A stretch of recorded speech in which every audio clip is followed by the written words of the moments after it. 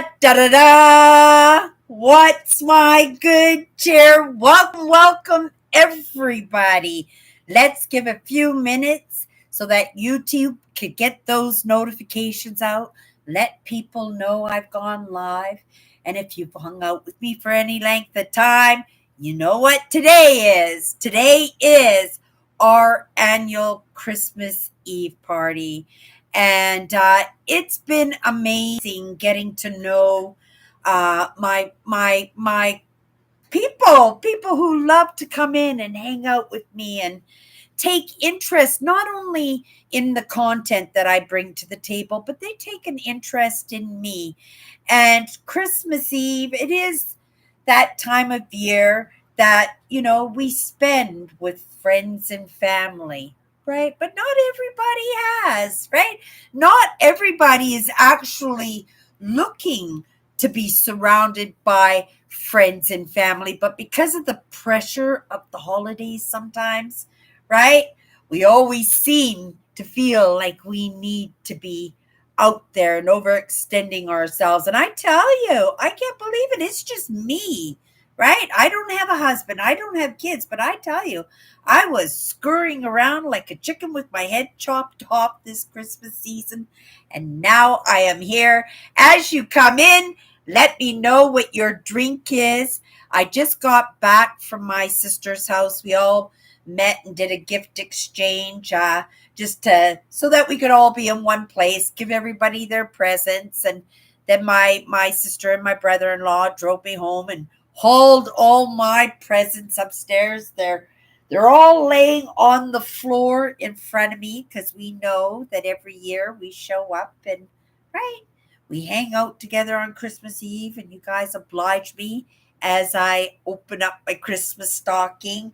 And my sister Tracy, she does the most amazing Christmas stockings ever. She's at home right now, probably opening up her stocking, but she has her own traditions, right? As this is my tradition, showing up here on Christmas Eve.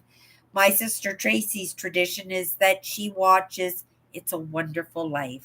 She is shut down, right? Family is done with. She's in her pajamas. She's sitting on the couch with her favorite cocktail, whatever that is, whether it's a glass of pop or something a little bit harder. My sister Tracy, she's not a big drinker. She probably drinks about the no, she drinks a little bit more. She likes her wine sometimes. I don't care for wine myself. My drinks all taste like chocolate milk or Hawaiian punch. I can't handle the alcohol. You should see this drink here. I drank about half of it, but then I had to lighten it up because I put so much alcohol in it. More than half the glass was alcohol, and there was no room for anything else. So I had to guzzle some down so I could write because my live show was starting. So I had to make sure that right I add a little bit more cream, a little bit more Pepsi, and just right want a little bit more Kahlua so it tastes a little bit more chocolatey, so I taste the alcohol less. I'm a funny girl. I truly am. Merry Christmas, Kathy. Merry Christmas, Owen. What are you guys having as your beverage tonight? My drink is called um, uh, Electric Monkey. It is 2 shots of tequila, 2 shots of banana liqueur, and 3 shots of Kahlua. A little extra shot of Kahlua because there was too much alcohol. Oh, Owen, you got your Christmas card. Wonderful. Merry Christmas, Owen. Oh, that sounds fancy. It actually sounds expensive. Is that an expensive wine? And it's white wine. I could drink white wine if it's full of ginger ale. I can get it down. But the thing is, the whole point is to enjoy whatever you're drinking, eh? And my drink is probably not your fancy, right? Just like maybe your drink wouldn't be mine. I don't even drink beer. I don't like beer. When I was a little kid, My dad and mom and my aunts and uncles used to sit around the table. That was their social night.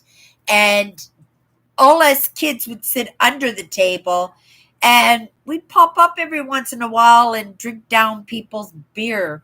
And we did that as kids, but as adults, yeah, beer is not my fancy. And it's a funny thing too, because I worked bars and nightclubs for over 15 years, and I never really got the taste of alcohol. And sometimes I attribute it to the fact that, for me, because my downfall was the gambling, that maybe because alcohol was so expensive that I wouldn't consider wasting. It would be like, for me, I would consider it wasting money, because that would have been money that I could use for gambling.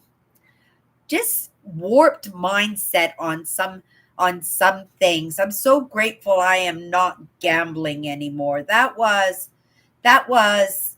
something else, and that was something I never ever ever thought I would be able to come out of. I thought I was a gambler. I thought for sure I was going to die a gambler, and that not only just die a gambler, but die a very very poor, very impoverished, right?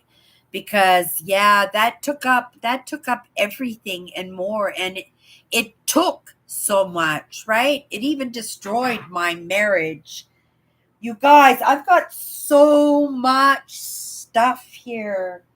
It's going, I don't know how long this is going to go on, but we're just going to enjoy our cocktails and the conversation, see who shows up tonight, right? Amazing. White wine. Owen, oh, you like beer. Oh, you like beer too, Kathy. Ah. Owen, what are you drinking tonight? Mm. And I went into, oh, that's so good. I went into my closet and to look to see what I could wear for a flannel nightgown. I used to love my flannel nightgowns. I don't wear them very often anymore. I don't know why, because I really do like them. I like that they're loose, and on your day off, you wear them all day. And maybe that's the thing, right? Now that I have that action mode and I have my routine set in, if I were to wear my nightgown all day, I would really feel like I was a bum. It's kind of right. And there were days that I would go to bed in my pajamas, and I would spend the whole next day in my pajamas.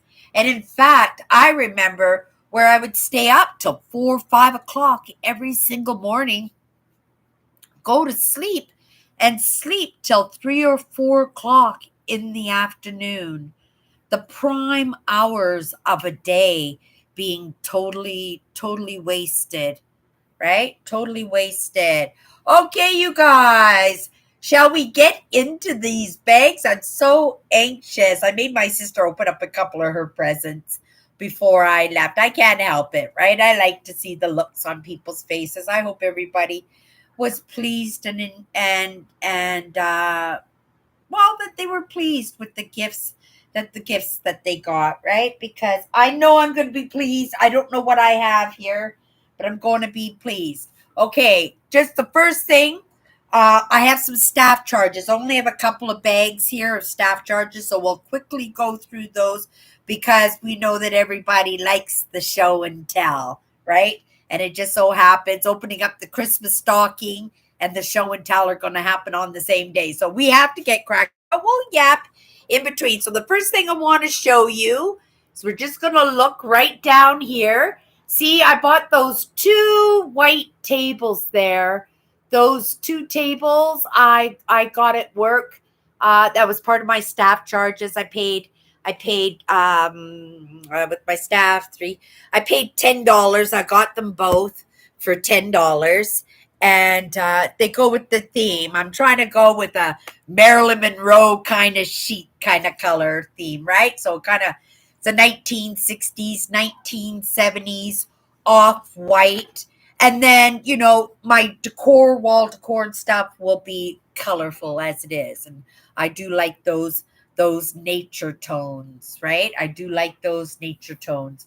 Okay, I'm just going to scroll my comments down here so I can keep up with the conversations if you guys are yapping and stuff. But let's get it quickly into my drink. What a fabulous drink. It's a plate. I love the colors. This is one of the blues that I'm looking to do a dining room kitchen in.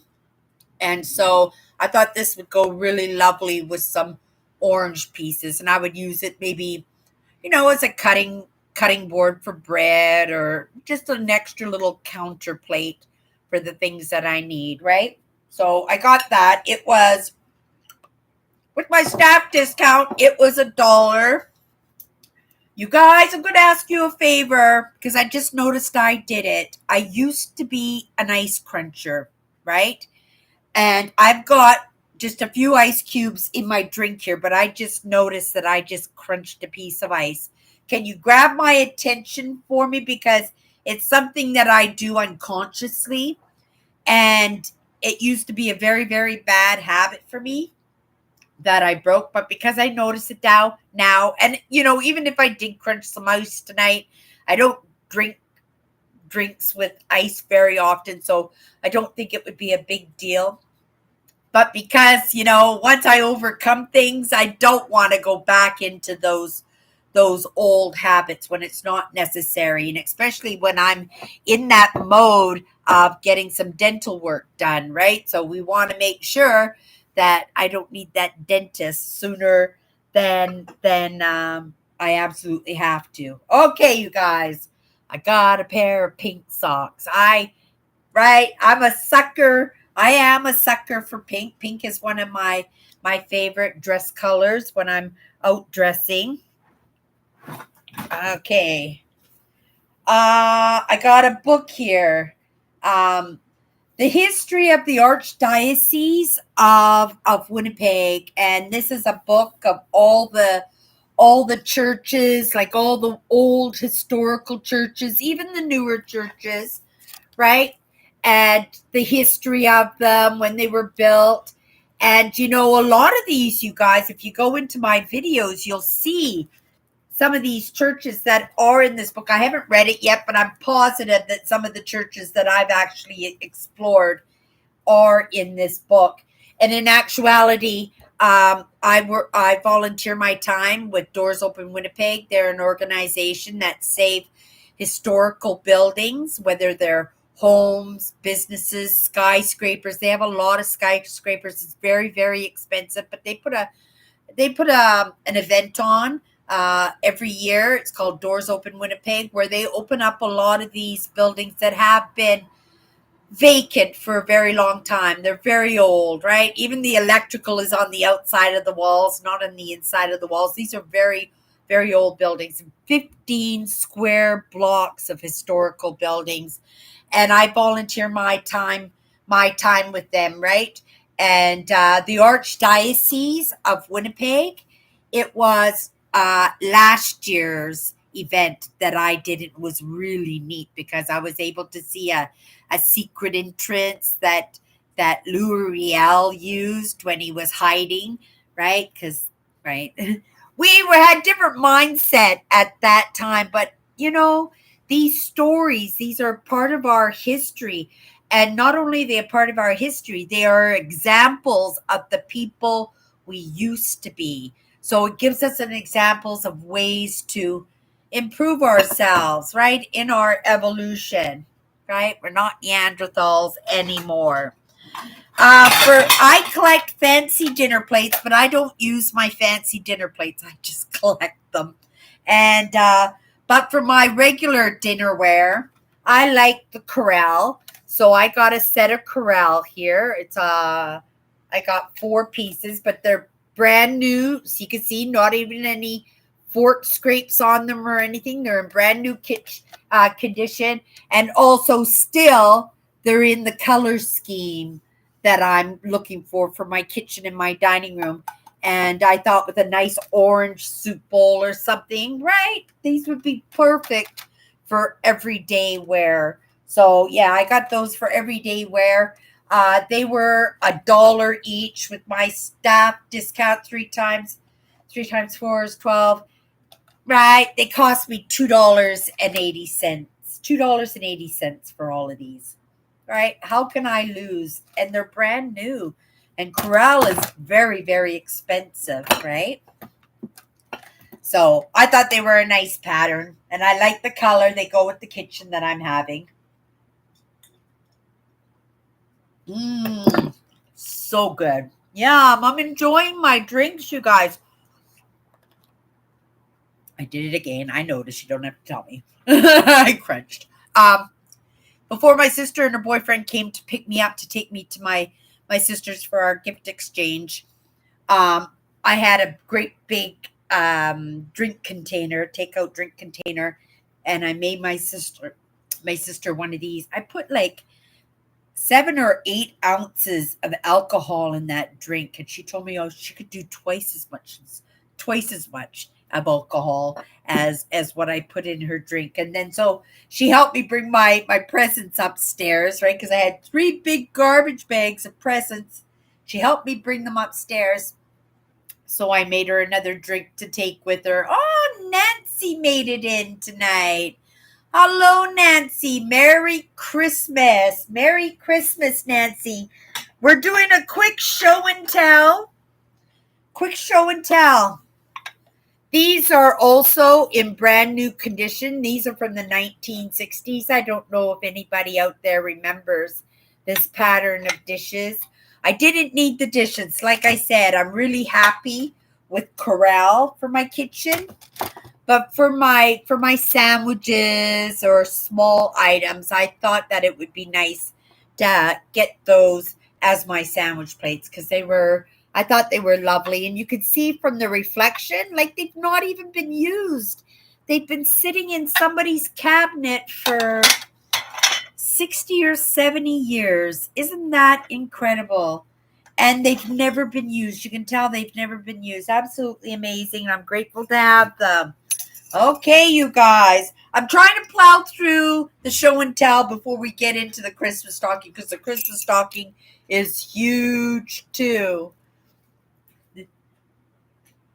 Merry Christmas. Thank you so much, everybody, for popping in.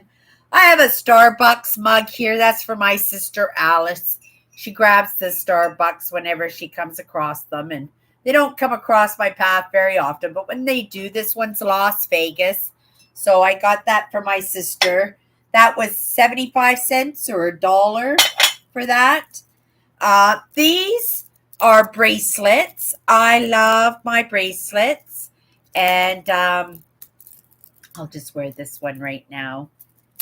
Yeah, it's just lovely and super sparkly. It's even more sparkly than what it's showing in the video, but it's absolutely lovely. And in the summertime, I like to just wrap these around my ankles as just little ankle jewelries. And usually like they look great with a pair of sandals when you're out at the beach or something in your bare feet. I have a few of them, different beads, different designs, colors, but yeah, same kind of idea with the wire. Okay, contest, you guys. And I'll have a sip while we're doing this contest. Let's see who knows what this is. This might have been, no, first I'll just show you what it is. You guys can see if maybe somebody knows what it is. Then I'll give you a clue. Okay, here it is.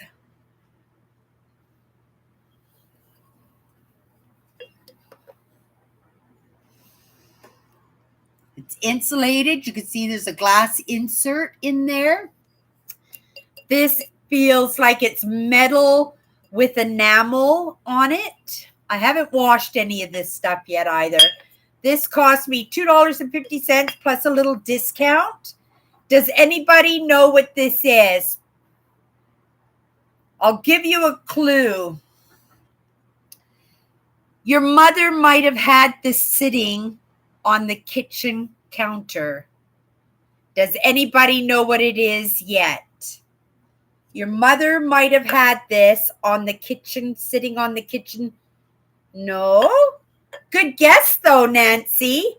Good guess. When I tell you, oh, that's a good guess, too. No, that's a good one, too. You guys, those are such good guesses, but you're wrong. It's a yeast starter. Do you remember those now? Does it ring a bell? When your mother would have baking day, I don't know about you guys. I know we were from lower income. My mother would always make bread, but she always had a yeast starter on the kitchen counter, right? And these have really great tight. And what you do is you put a tablespoon of vinegar in there. You put a tablespoon of flour in there. A tablespoon of flour in there, a dash of yeast, and your flour, right? And you would give it a shake, and you would put it on the counter, and every day you would just give it a shake. And then at the end of the week, when on baking day, when it's time to do your bread, you would use half of it as the yeast starter for your bread, right? And then what you would do is you would put another 2 tablespoons of flour in there, and a little bit more flour, a little bit more sugar, put the lid on it, and just put it back on the counter. And this always sat on the counter. I've heard of women having one of these containers, the same starter that was like 12 years old, right? They started their yeast, and 12 years later, they're still using the same extended batch, right? Isn't that interesting? I'd never seen one come into the store before. That's my brother-in-law, you guys. Owen, that's my brother-in-law. Yeah, sourdough starter, right? And it used to just sit on the container or on the counter. I think this is from the 1930s or the 1940s. I know with my mother, her container was bigger than this one. But yeah, I recognized what it was instantly when I saw it, and I hadn't seen one, I think, since maybe the 70s. It was maybe the 70s. I had never seen one come into the store before. So yeah, I thought that was pretty cool. So I grabbed that one. Okay, I got a book here. I thought this was interesting. It's a lady, Doreen Virtue, PhD, and it's called The Crystal Children, a guide to the newest generation of psychic and sensitive children. And if you know my brand and you hang out with me, you know I work a lot with the sensitives, the highly sensitives, and the empaths. You may refer to yourself maybe as a INFJ. Maybe you refer to yourself maybe as a codependent.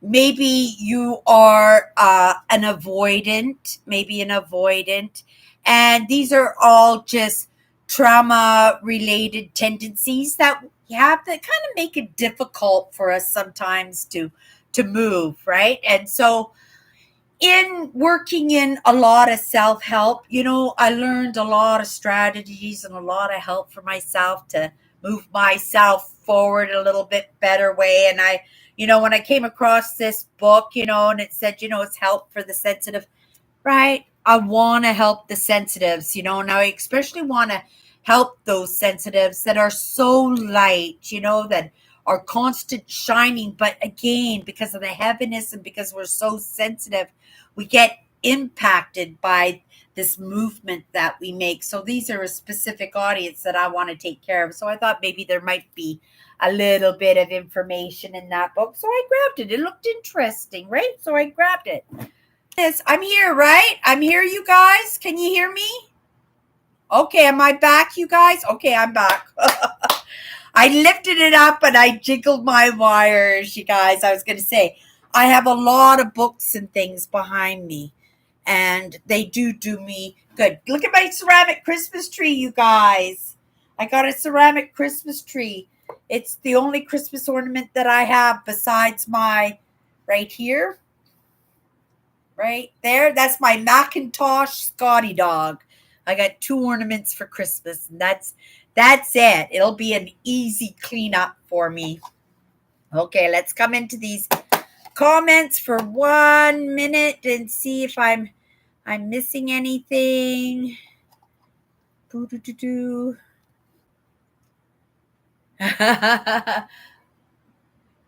Oh, yeah, the ceramic Christmas trees. I have lots of friends, my sister too. Everybody's always trying to buy my tree off of me because they sell really good on eBay. But you can buy these ceramic Christmas trees again because they came in they came in new in fashion. So mine's a vintage one, but you can buy them brand new now. They're very popular. My drink is so good. Yummy. You should have taken one, Tom. Okay, I got this because I think it's for my laptop. I never seen them before, but when I kind of played with it and stuff, doesn't it look like it's like a stand for my laptop? Yeah, that's what I thought it was. And I thought for 75 cents, I would play with it for a little bit to see if that's what it was and if it will come in handy for me at some point, right? So I grabbed that. Silly, right? Okay, and that was that book. I'm just going to put that there.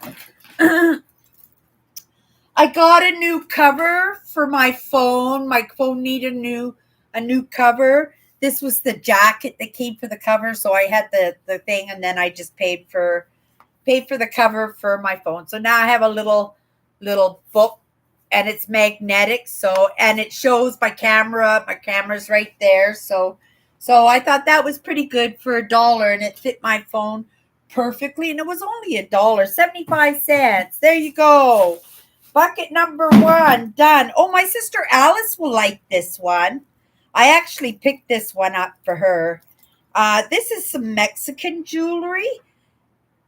We know this brand, me and my sister, but this was some sterling silver. I don't know if you can see it. Get up a little bit higher. It's abalone in silver on a chain, and it's that Taxico, which is I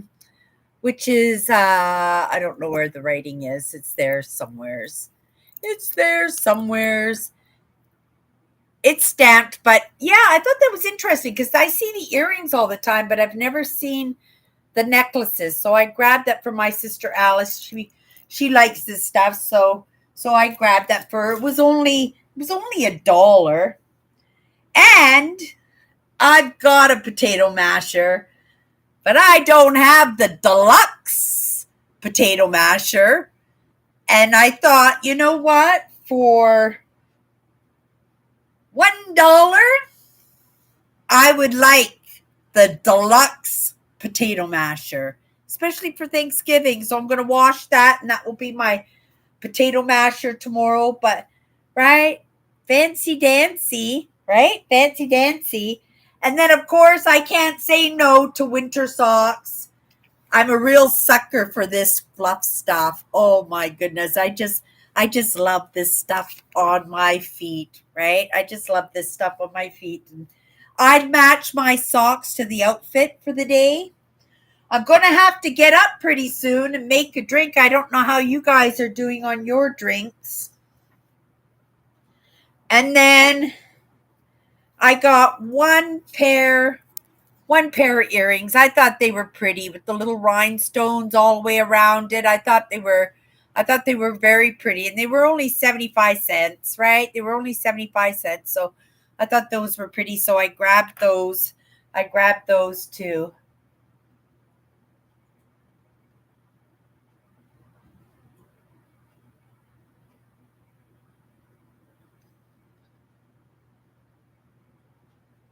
Oh, that's all good, Nancy. I'm just happy that you're here.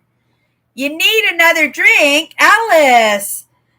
I was just telling them, I says, I put 7 ounces in your first drink, and I think I did 7 or 8 also in your second drink. Oh my goodness, you must be absolutely pounded. Mine was too strong. I only put 1 shot or 2 2 shots of no, 3 shots of Kahlua and then 1 shot of each of the other ones. Maybe I put 2 shots of banana liqueur. They're delicious, though. Merry Christmas, everybody. I hope everybody's having the most amazing Christmas this year. It has been a rough few years, hasn't it? And I would suspect, just like what's going on in our family, that Christmas traditions are changing, and change is really, really good. We should always be constantly changing up, our personal traditions, right? Our cultural traditions, our religious traditions, our political traditions. Change is really, really good. And, I have noticed that, right?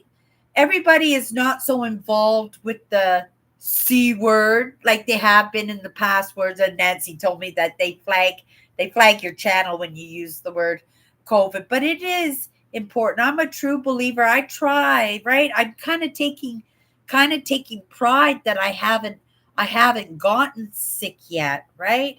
And it's not like I'm extra careful, but I am aware, and I try to keep my surroundings safe, not just for me, but the surroundings around the people I care about, right? Even my sister Tracy, she's still healing up, and a cold could be nothing to me, but it could totally wipe out my sister if her immune system is hacked in any way. Okay, we got one more bag of show and tell before we go to the Christmas stockings, you guys. Okay, I'm a sucker for wood, right? Take a look at that. Oh my goodness, it had a price tag of $3.50 on it. I was in shock. It was made by some gentleman in Kamloops, British Columbia, and I think it's stunning. I'm just a sucker for things that people craft. And I do a little bit of woodworking for myself, even though I haven't done any in a long time. I do love the wood. I really do love the wood. And I thought this was a really pretty piece, right? Look at the little dogwood there. Isn't that adorable? Yeah, I think he did a really lovely job. So yeah, I had to have that. No question. I'm a sucker for orange. Orange is my favorite color.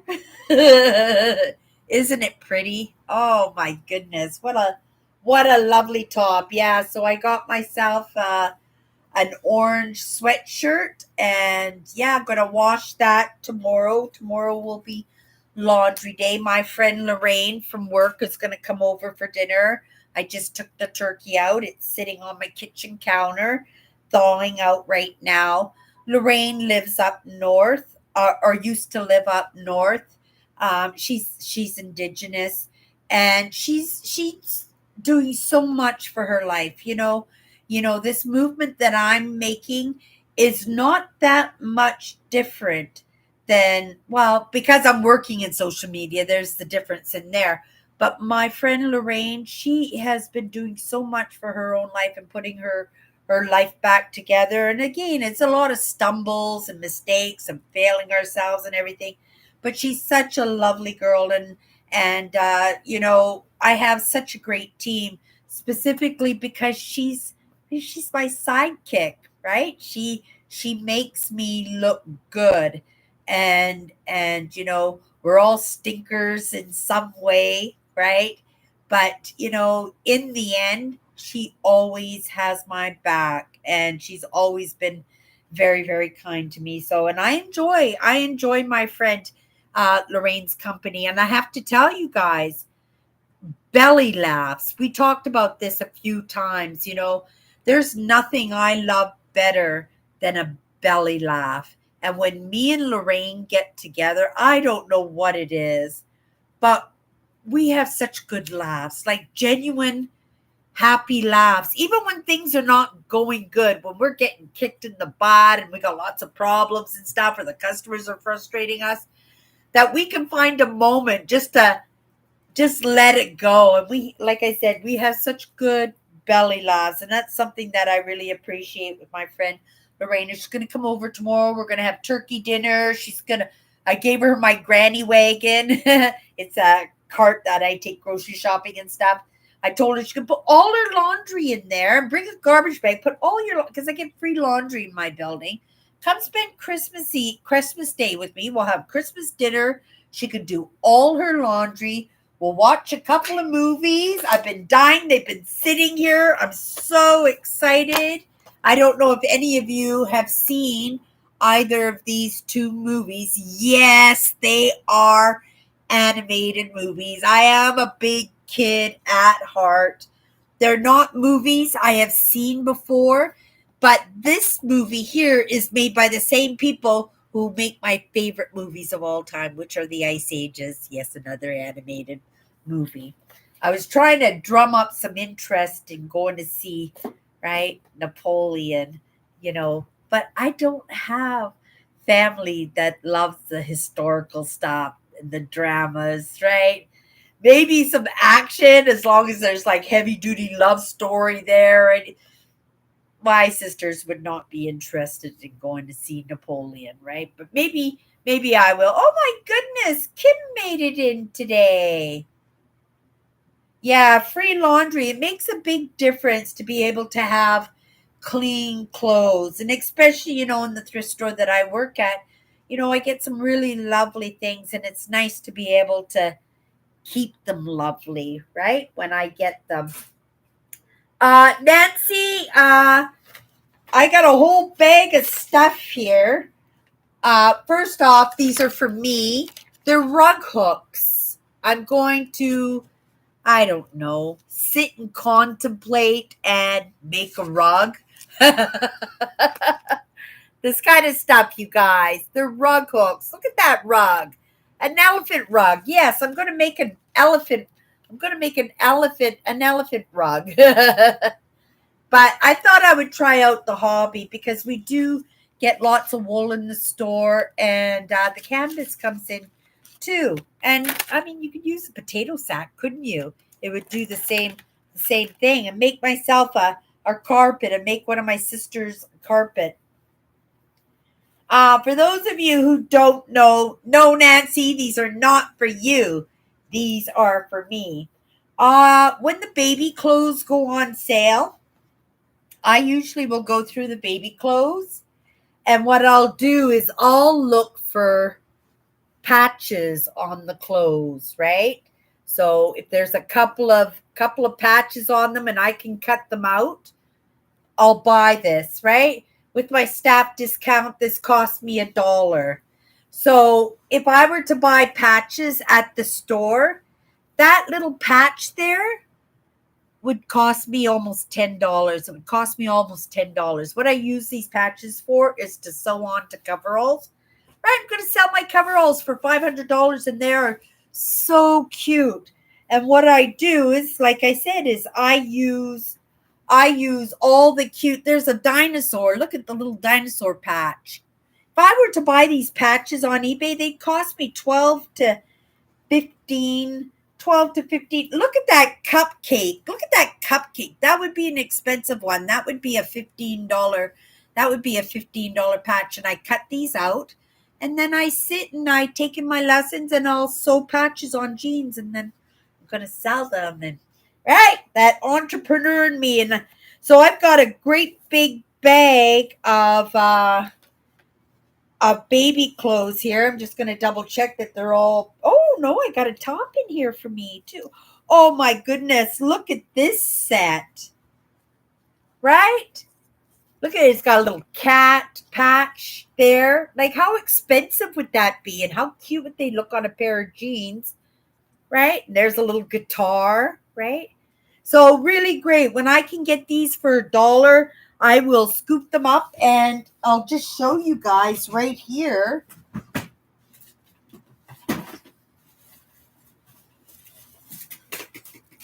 This is a bag of patches. These are all patches that I've cut off of baby clothes.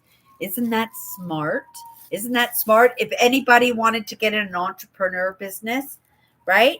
Just go off and buy all the baby clothes and just cut off all the patches and sell them on eBay. I could put 15 patches up and ask $100, right?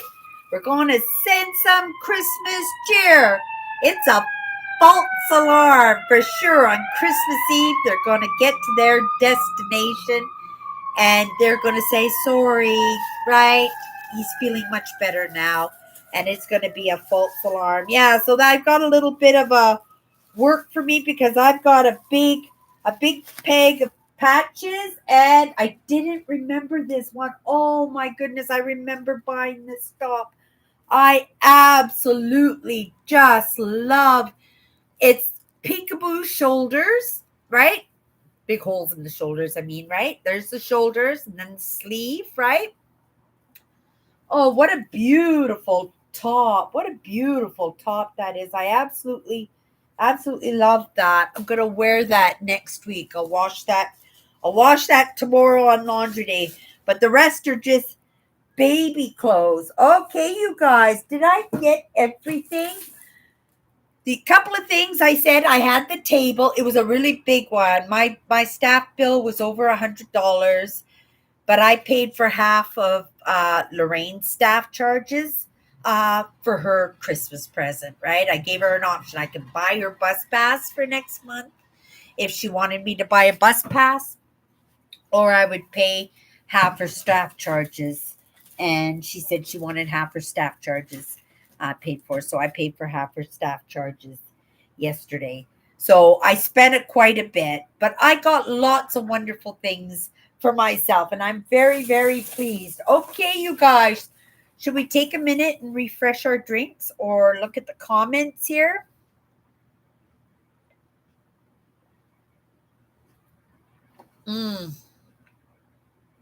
Oh, really?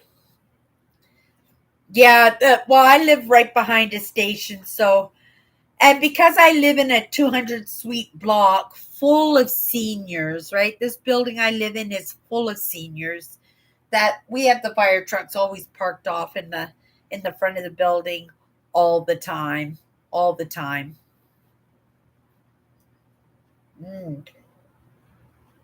What a great drink. Maybe I'll take a break right now before, and then I'll clear some of this stuff off, get this off the counter, because now we're going to go into round two. I'll go put this on the kitchen counter so I can get it all washed up tomorrow, because I got company coming over. Oh. Okay, here we go. Well, it would have been a good idea if I had taken my glass with me. You guys can look at the Christmas tree. My ceramic Christmas tree. And my flannel nightgown. Let me know in the comments, you guys. Is it just me and Kathy doing alcohol tonight, or is anybody else? Oh, is anybody else drinking? I spent all week making ice cubes for my drink here. Here we go. Yum. I'm going to be real quick. I'm not eating. Oh, I better use the shot glass, otherwise I'm going to have too much. And to let you guys know, like, alcohol goes through me super, super, super fast. I'm not making you responsible for me, but if anybody is kind enough, if I make a fool of myself, just to say, okay, Cindy, Christmas party's over. It's time for you to go to bed. I will know I have drunk too much. Okay. Yeah, that goes in there. And then that goes in there. And then I'm almost at 1 second and I'm right back. Right there. And right there. And a little bit of this and we're back in business. Fill it right up because I know I put a little bit too much tequila in there, I think.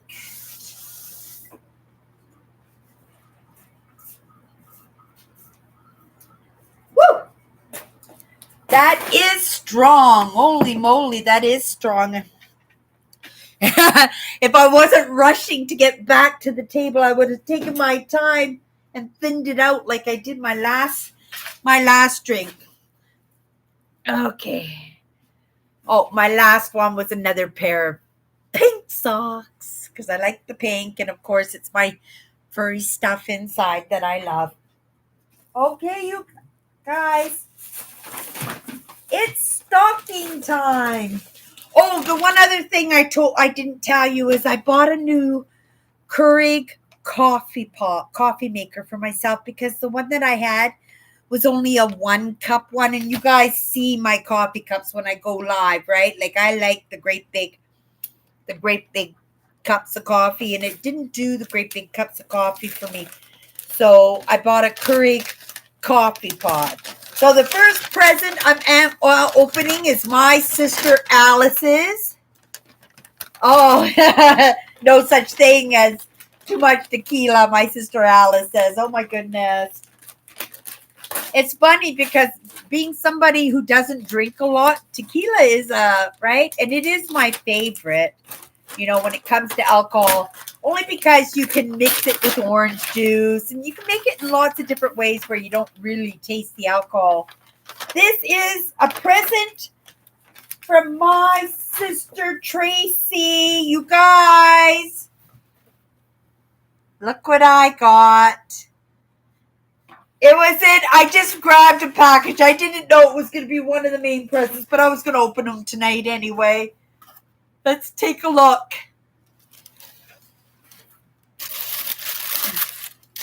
Oh my goodness. I got my new boots, you guys. Let's do a comparison. My Keens. Oh, they're beautiful. They're really nice. My goodness. Take a look at the difference. I've been wearing these for 4 years. I go in them in October and I don't come out till May. Here's my old pair of Keens. As a senior, as somebody mature, I couldn't recommend a pair of boots better than these. Number one, a shoehorn. You don't have to tie up shoelaces or anything. Great support on the ankles. Look at the tread on those. Those are 4 years old. These are my new ones, you guys. Look at. Big difference, eh? Right? Yeah, these ones, this is the last year for this pair. And these boots are so expensive. I'm sure my sister paid $150 or $200 for these. They're very, very expensive only because they're thermal and they're good to like minus 40, minus 50, minus 50 degrees. They're absolutely an amazing boot. Wow, what a beautiful present. What a beautiful present, my sister. Right? Big difference, isn't it? Right? I needed a new pair, right? I got these brand new. Believe it or not, I got them at Goodwill. I got them for $5. I was so happy. I didn't realize I was going to love them so much. I got a brand new pair of Wind River winter boots that are good till minus 50 degrees. But I'm so in love with the Keen. I'm so in love with this brand. Like, what an amazing, amazing product. And like, right? Not sponsored, right? But that's the thing. It's the word of mouth on a product. And there was really no customer service. So I have nothing to say about the customer service because we ordered them online. I didn't even order them, right? I'm assuming they came really fast, but it's the product themselves that are so amazing, and grateful for my new pair of Keens. But I'm still going to wear these till the end of the year. I'm not going to wear my new ones and ruin them this year. They'll be for next year. But at least I know I have my pair to retire in, right? Because even though this pair was $5, I think these are over 200, right? And yeah, what a lovely gift. I'm so appreciative. So lovely. I hope she likes the gift I gave her, but I don't think it would compare to the gift. But then again, it's what we like because each one of us likes different things, right? Mmm. So good. Oh my goodness, this is so good. Yum. You're going to have to send Tom, Alice, to the liquor store and get some of that alcohol that I got. I couldn't believe it cost me $100 for 3 bottles of alcohol. I haven't been in a liquor store in like in 4 years. I haven't been in a liquor store. I was absolutely shocked to see that you could spend that kind of money, right? Okay, you guys, we're in the stocking. Stocking number one. Item number one. Oh, you guys, you're not going to believe this. Look, I haven't worn a flannel nightgown in probably a couple years now, right? I love my flannels. It's that little house on the prairie feeling, right? And so I went into my closet tonight and I picked a flannel nightgown for my live show. And I thought, oh, I'll wear the plaid one. The plaid one is all Christmassy colors. And look at my earrings, right? I got green and red earrings to match the green and red in my nightgown. You guys.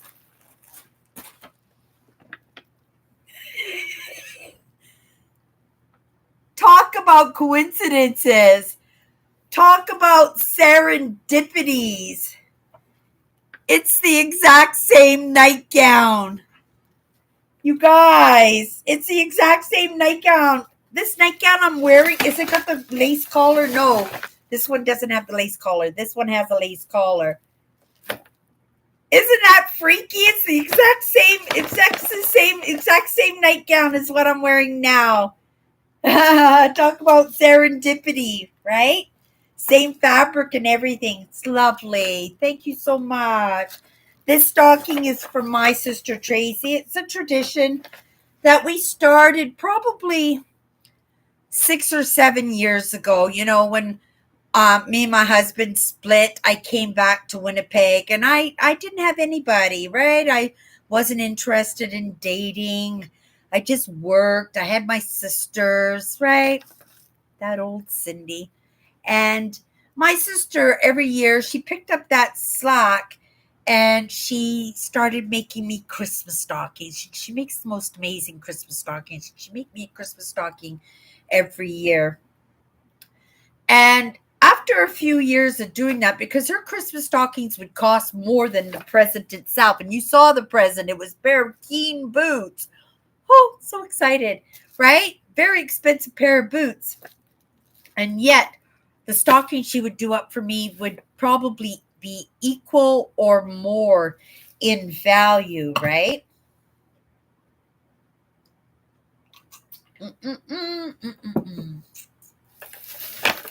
So let's see what the next thing is. This is the Christmas stocking that I'm opening up. We also play a game where I guess what's in the package. I'm very good. Last year when we did our Christmas party, I didn't miss anything. I got absolutely everything. I know what this is. Do you want to play the game? It's going to be a fruitcake. And guess what it is? It's a fruitcake. It's a fruitcake. I'm really good at this game. And also, it's not just a game. It's also about learning about what the people in your life care about, right? You know, if you pay attention to your friends, you pay attention to your family, you get to learn what their likes and dislikes are.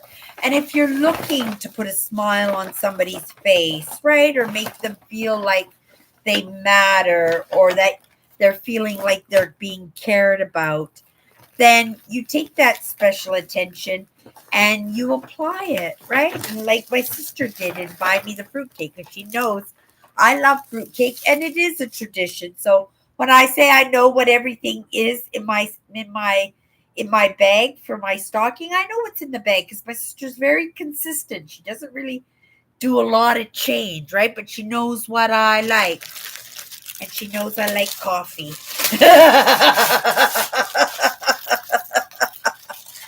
And she knows I really like Tim Hortons coffee. Oh, and McDonald's coffee.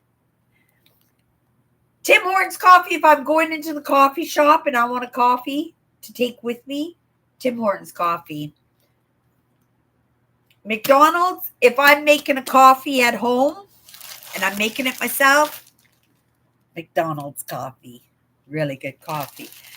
And you in the States, if you say, oh, I'm not too sure if the Tim Hortons or the McDonald's coffee is the best coffee, well, it's because it's American.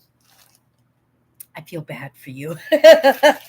Because I was in the States and it was really hard to find a good cup of coffee, and honest truth, right? I don't know if you guys are getting the old beans or the grade number 6 bean instead of the grade number 1 bean. Or maybe it's in that programming and saying, this is a good coffee, right? Right? I know lots of people who love Maxwell House. And to me, Maxwell House is like, I don't know, dishwasher, right? Dishwater coffee. Viva. Now, when I talk about my mother, right, I have a lot of similar traits as my mother did. And one of the things that my mother loved is she loved marshmallow. And it's something that I love too, is I love marshmallow. And yeah, so my sister always gets me the Viva Puffs when it comes to a good cookie, a marshmallow cookie with a little bit of jam. You can't beat that. You can't. Okay, next. Whoa, I thought it was my drink. You guys. Oh, I'm feeling it. I can't do drinks like you, Alice. Oh my goodness. Okay. Wonder what kind of shampoo and conditioner my sister got me. Right? Dove. I don't know if you have this brand in the States. Dove is a main beauty product brand.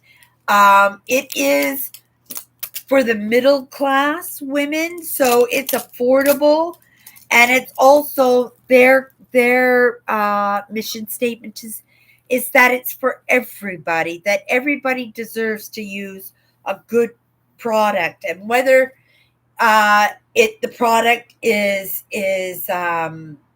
specific in it's an intent to get rid of the wrinkles or whatever, that it's supposed to make you feel comfortable. It's supposed to make you feel natural, and it shouldn't break the pocketbook. And that's what Dove is. It's a really popular brand in Canada, and it's a good product. It's a good product. It's been around as far as I can remember, 100%. Okay.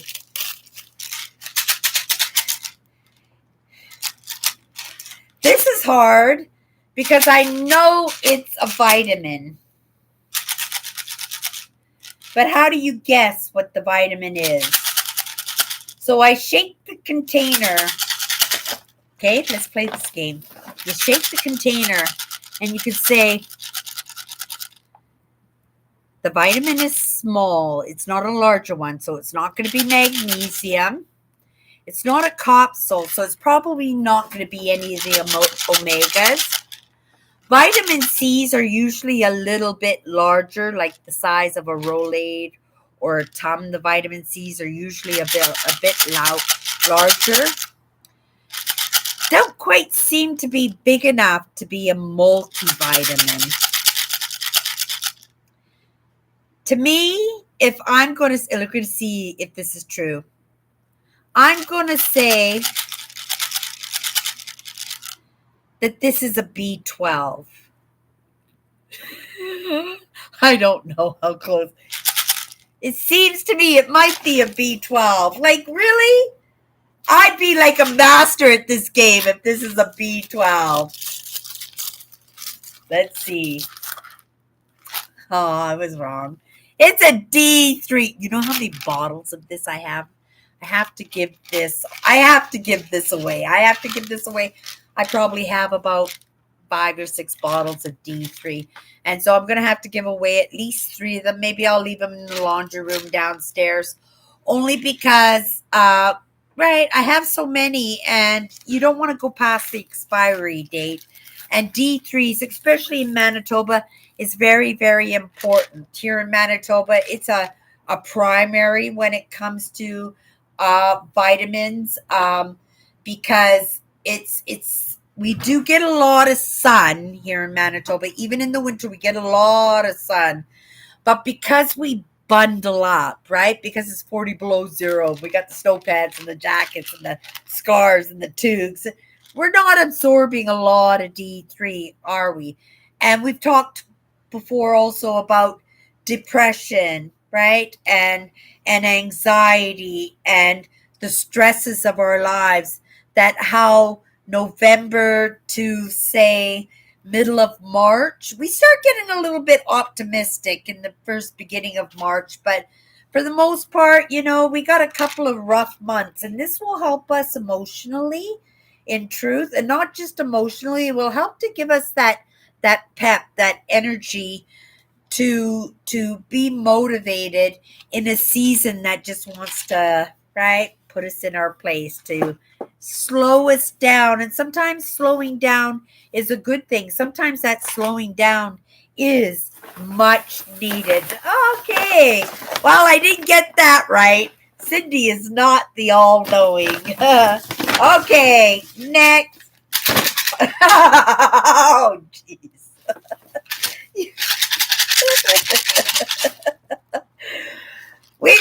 She better not have got me. It's a different size. Okay. It better not be another D3. I don't need another container of D3. But these also feel small. And I'm going to have to say, these are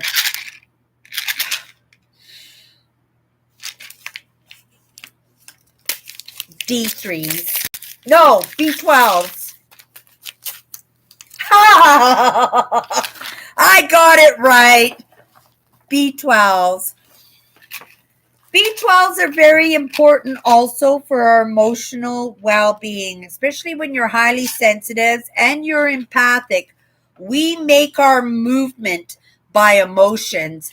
People move us by, right, pushing on those emotions, tweaking and pinching those emotions in order to keep that balance, right? B12 is a miracle. It's so good for the blood.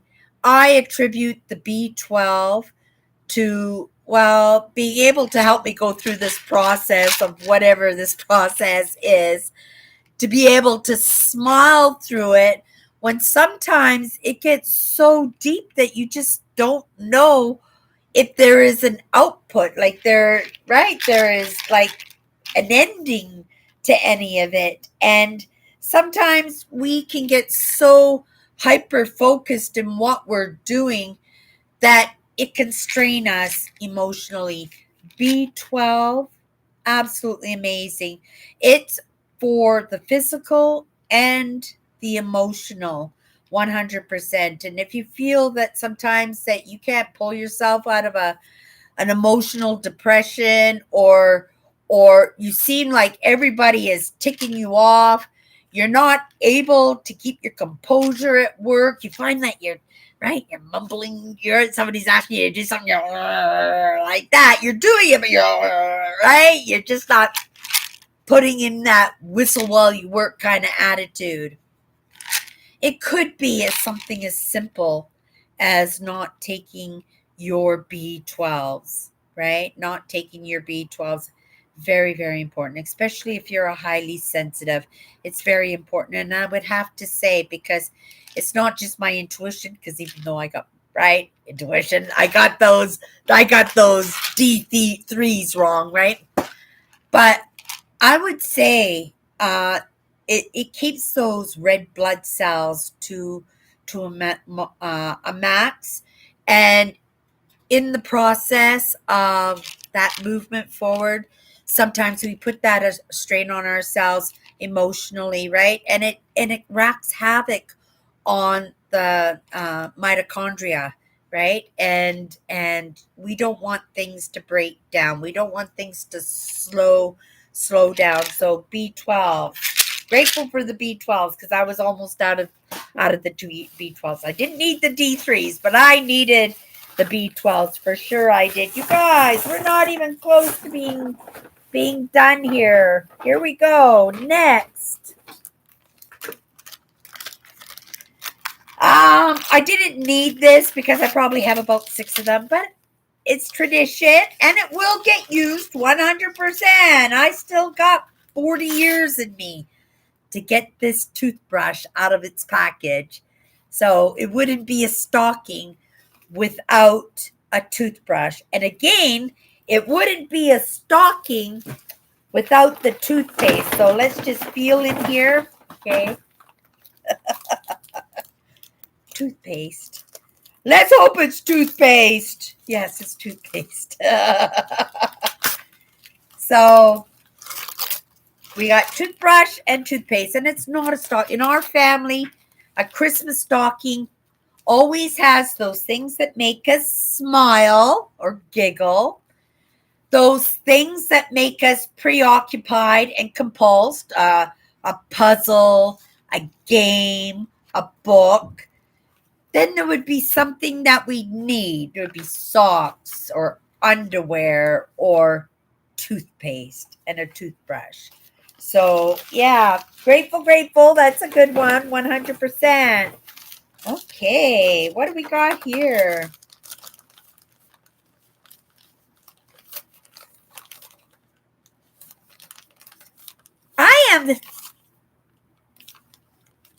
I know what this one is. This one I'm very grateful for because it's very expensive. It's my denture cream. Right? It's expensive. So I am grateful. I am grateful for that one. For sure. That's really amazing. I always try and stay ahead of that because it is expensive, and it's a great lesson for all of us to take care of our teeth, take care of ourselves, right? Take care of those things that sometimes we take for granted. And sometimes, you don't think there's any benefit because you don't see the immediate result of taking your D3s and taking your B12s, right? Brushing your teeth every day. But this is part of self-care, right? Right? And it's so important. Oh my goodness. I'm glad because I didn't have any more lighters because I lost my last lighter when we took off to Ontario in September. So yeah, always happy for lighter pack. And then I think this is going to be a good one too. These are my favorites when I get these ones. I think this is a Tim Hortons coffee card. My sister is pretty consistent in how she puts her gifts together, and yeah, the coffee cards, they're just amazing. They're just amazing to have, and like you can see what an amazing Christmas hamper. I think I got it all. Just double check because I don't want to throw anything out that I shouldn't be throwing out. I got wrapping paper all around. We're not even done. We're not even done, you guys. Let's have a sip of our drinks, you guys. Cheers.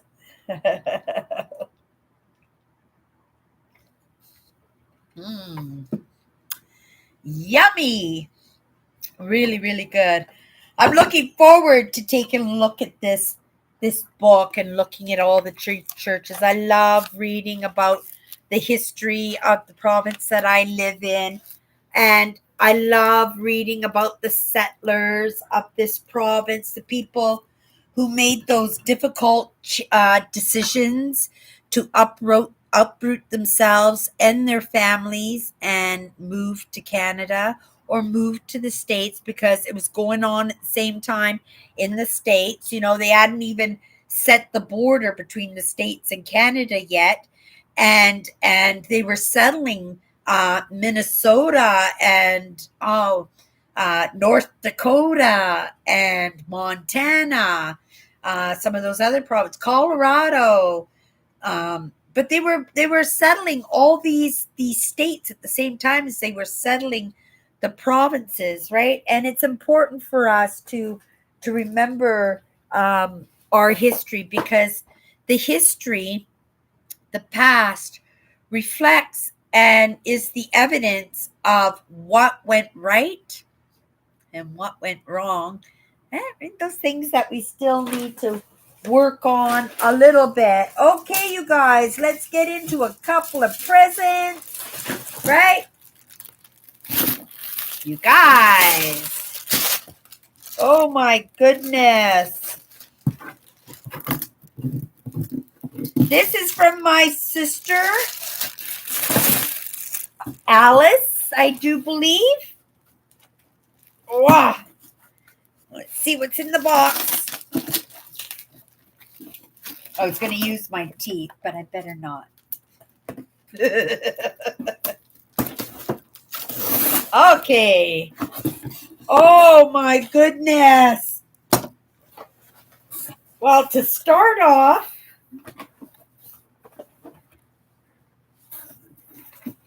a Christmas ornament. She's the only one who does anything for Christmas. She's my sister Alice. She's such a Christmas person, right? She's trying to make me into a Christmas person. And not only that, she turned me into a Christmas person, and she gave me an ornament. And then she came by my house a couple of weeks ago and she took it back. But she got me a little Christmas ornament, which is a cup of coffee. Isn't that a nice ornament for my Christmas tree? Amazing. Oh my goodness, you guys are going to be so ill. Cookies. Mint cookies. So it's mint cream in dark chocolate. Yum. Oh, I'm going to be so ill.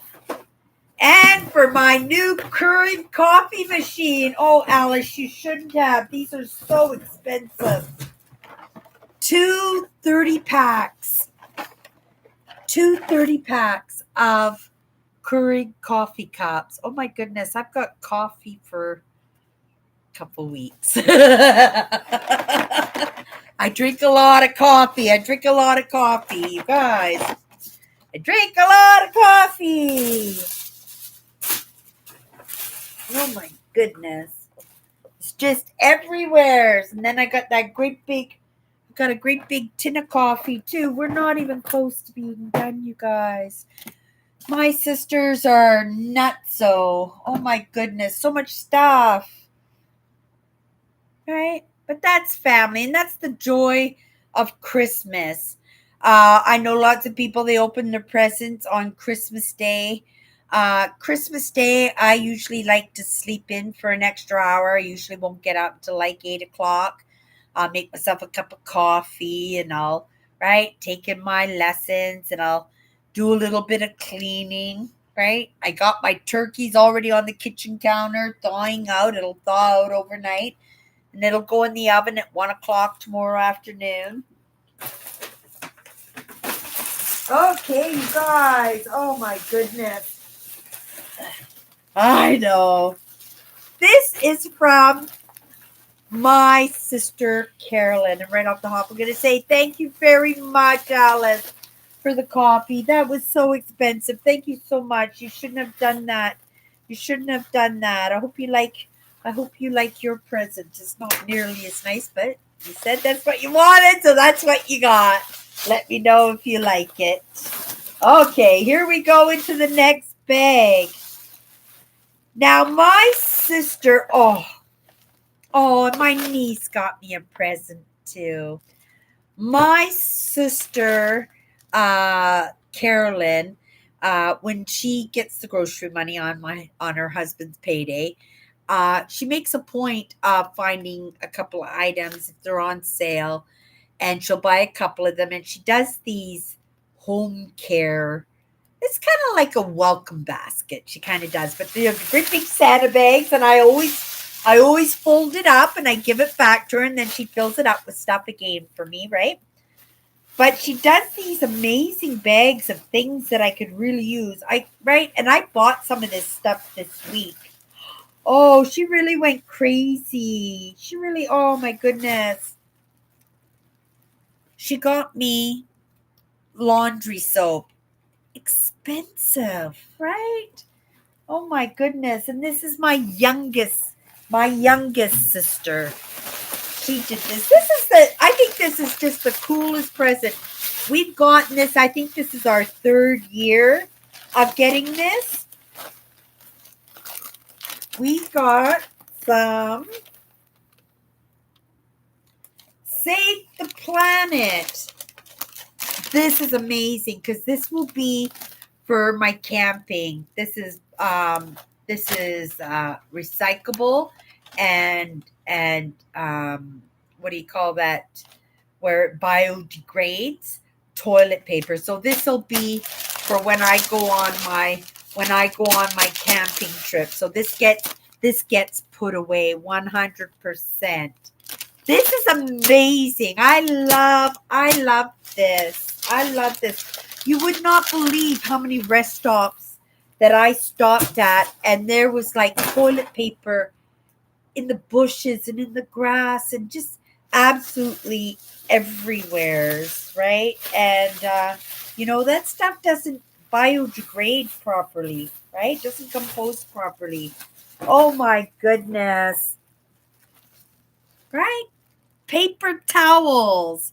This is my youngest sister, Carolyn, her husband, and her daughter buys presents on her own. She's the only one of the nieces and nephews who go all out like that for the family. She's a very sweet girl, very considerate. She's just lovely. All my nieces and nephews are amazing. You guys, she got me new kitchen towels, right?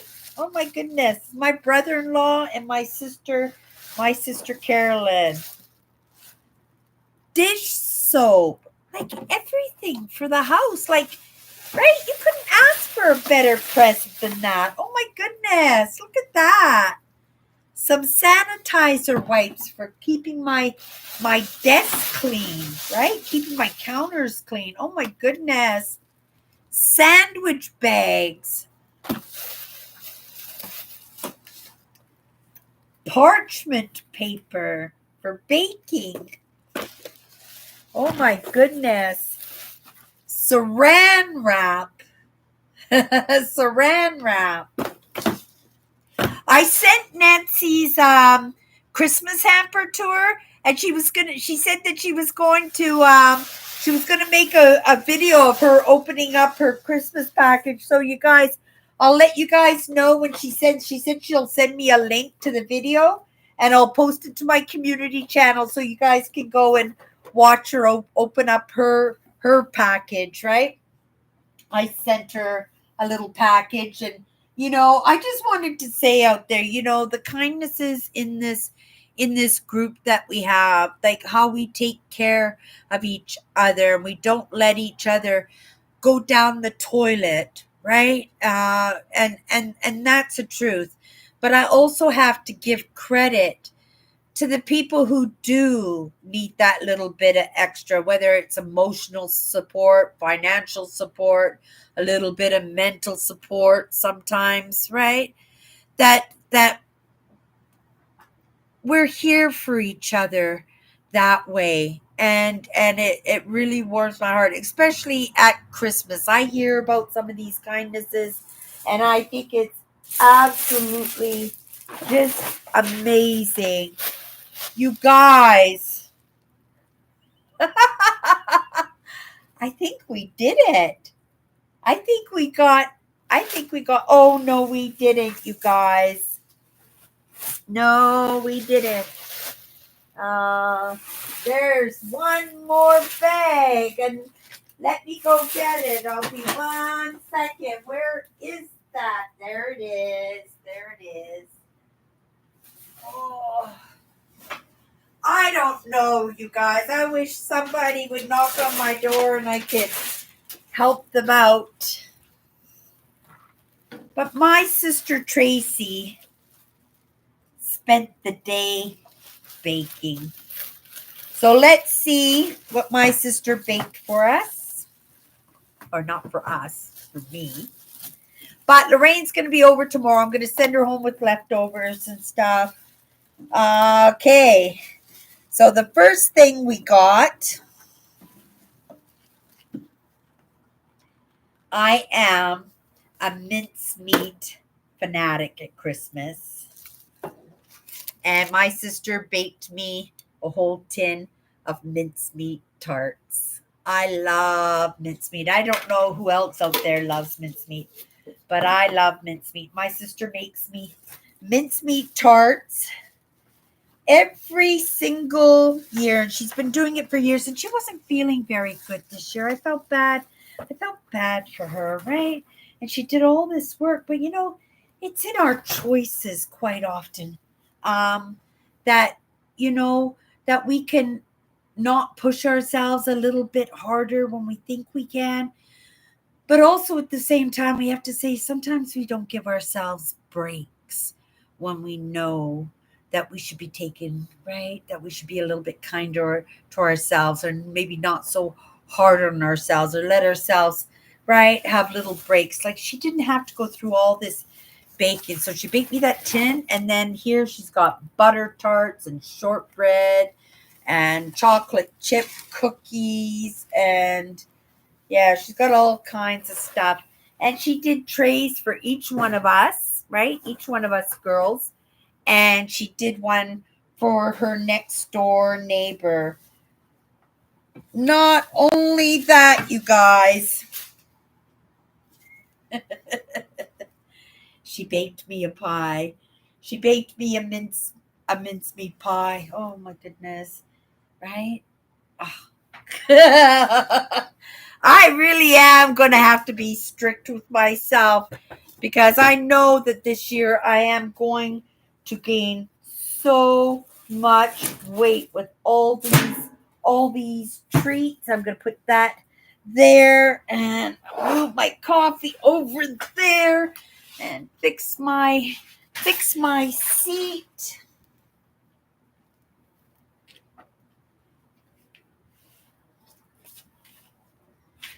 Okay, and turn my fan around because I think the alcohol is starting to hit me now.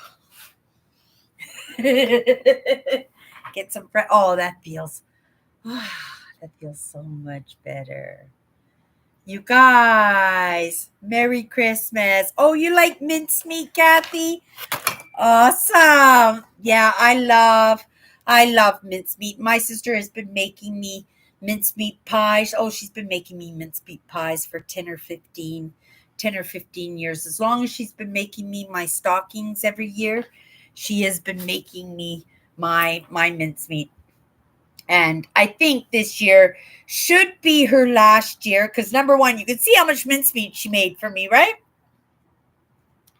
And that's not going to be good for me. I'll probably freeze the pie, and right, because all those tarts and the dessert tray are enough for the Christmas holidays. But the thing is, I'm going to know that mincemeat pie is in the freezer, and that's going to make it so I don't get on top of, right, a little bit healthier regime for myself, right? It's not like I'm going to do a New Year's resolution, because in my mind I don't have anything else that I could add onto my plate this year as a habit, because that's what it is. When you go on a diet, you are you are giving up a bad habit, but you won't be able to succeed in giving up on that bad habit unless you bring on a new habit, not a new bad habit, right? And necessarily not necessarily a new good habit either, right?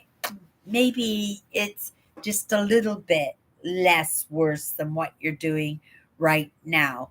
Like with me, when it came to gambling, a big part of me being able to get off the gambling was the fact that I had started my YouTube channel, and I wanted to make sure that the funds that I ever came across, right, that it was able to be applied to my YouTube channel, to that thing that I was building for myself, and not just building for myself, because in the end, if I can build it, it's going to serve everybody 100%. But sometimes we take a lesser bad habit in order to overcome something really, really huge. And for me, I'm grateful. I started my YouTube channel and became compulsed, and that became a habitual habit for me that was able to take me away from the gambling, and it worked. I have not gambled in over 4 years now, I have to say. And I wish I had written the date down so I could have a specific date. I know it was September, so I know I'm past the 4 years, right? But say not quite 4.5 years, but 4 years now, I haven't gambled, right? Not so much as a lottery ticket. And I'm so proud of myself because I have no idea how many times I cried myself to sleep, right? Destroyed my marriage, became so frustrated and so agitated by myself, so disappointed in myself, so self flatulent, is that what you call it, when you right, you beat yourself up about things, that I became that person that that I punished myself that way. And it destroyed, in the end, it destroyed my marriage, right? Because my husband felt that. My husband felt the, oh, my cat trying to get out. Are you trying to get out? Huh? You trying to get by? Oh, she'll figure it out. She'll she'll figure it out. That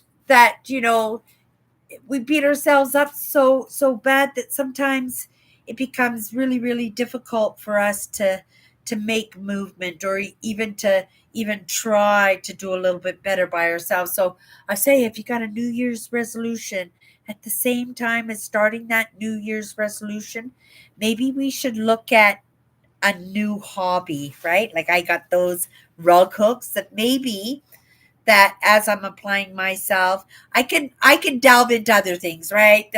I don't personally even feel I have enough time to take in the amount of information that I feel I need to take in all the time, because I understand that I don't absorb absolutely everything that I take in. I absorb what I'm interested in, how it's presented, or who is presenting it, or the topic itself. And I learn in the repetitiveness, it coming across my path over and over and over and over again. And that is time. That is a lot of repeat, right? So I can find busy. I can find time, and I would just apply that, right? That habitual feeling of right, constantly eating all the time. And especially, I love to sit here. It's so easy to sit here and take in an interesting interview or an interesting topic, and you just sit here and you just keep eating, because, right, this aspect of myself is being catered to, and at the same time this aspect of myself is being catered to too, at the same time. So it becomes an enjoyable process, but it's not a beneficial process at all the time, because, right, in the end, that food is going to get, right, it's going to get stored. It truly is going to get stored. And then I'm going to have a problem. We worked hard to get this weight off. And we work hard, I think, to keep it off, right? I'm not absolutely perfect. I tell you, I've got so many sweets around me, it'd make your head spin, right? But I do know how to buckle down. I just wish that buckling down was more consistently all the time, right? You get to that point and then just be able to maintain it. And there's lots of aspects in my life that I'm able to maintain now, but it is a process. I'm a process, right? I'm 100% a work in process, and all these things will come in its due time, 100%. Okay, you guys, I'm coming into the comments to see what you guys are yibber yabbering about. Let's see how far we're going to come back here. Caught the last stream from my church. I'd never heard the first Noel done with a jazz piano, saxophone, cello. It was terrific. Oh, I'm glad you enjoyed yourself, Andrew. Oh my goodness. I've been asking around, like tonight, I could go to midnight mass. There's a couple of churches just even around my neighborhood that is putting on mass tonight. I think there is a mass at 10 o'clock, and I think they're going to be doing another one at midnight. But no, I'm going to take in lessons. I'm going to take in lessons. I'm going to clean my house. I'm going to have mincemeat tarts. I'm going to clean up this garbage. I'm going to take care of the cat, right? And maybe I'm going to peel the carrots and the potatoes and get those ready for tomorrow, so that tomorrow it's not just a day of cooking and prepping and then 5 minutes eating and then scooting my guests away, that we could actually spend some time together and enjoy the day together. Like I said, we're just going to watch movies, we're going to do laundry, we're going to have a nice dinner. And sometimes we have to push ourselves, right, to do a little bit better than that. My sister was just going to get together with her sisters today, and then she wasn't going to do anything. She was just going to relax tomorrow. But now the plan is she's going to go upstairs, because she lives in the same building as one of my other sisters, and she's going to have turkey dinner with um one of her she's gonna have turkey dinner with my sister's family, Carolyn, right? Mm. I feel the buzz of my drink. I think I've had 6 ounces of alcohol. 7 ounces of alcohol. I think that's perfectly good for me. 100%. I'm feeling it. I'm feeling it already. No such thing as too much tequila. I used to, well, you guys know I used to bartend and waitress, but I used to bartend up at the junior ranks, which was on the military base that we had here in Winnipeg. And because I was married to the military, and we'd have these great big socials, which were great big parties, and I used to bartend them, and sometimes we'd have these shooter contests where we would line the whole bar, and the bar would probably be about maybe 8 feet long, 6 to 8 feet long, and we'd line shooters up across the bar top, and one person would start on one end, and I would start on the I would start, and the other person would start on the other end. But I tried it one time. I didn't even remember that night. I swear to God, I don't even remember if I won the contest or I didn't win the contest. All I remember is waking up in the morning in my bed with dry, crunchy hair because I threw up all over myself, all over my bed, all over my friend's car because they wouldn't leave me behind. They took care of me even though I was so drunk. Alcohol really goes through me really, really, really fast. It has something to do with the gastric bypass that I had. That alcohol goes right through me and it hits my blood right away. But as fast as I get drunk, the hangover sets in pretty fast, and there's nothing worse than having a hangover when you haven't even passed out yet. And that's what used to happen to me. To tell you the truth, even like I was never a big drinker, but I did drink, right? We were young. right? We were partiers, right? And I liked the boys and that liked to party, and all our crew. We loved to club. We were in the 80s and 90s, it was all about clubbing, right? We all did the clubs. But what was I going to say? Was going to say about that? I lost track. Oh, that I didn't do a lot of alcohol, but there were times when I did get right out of her. But I only went to work once in my entire life hungover.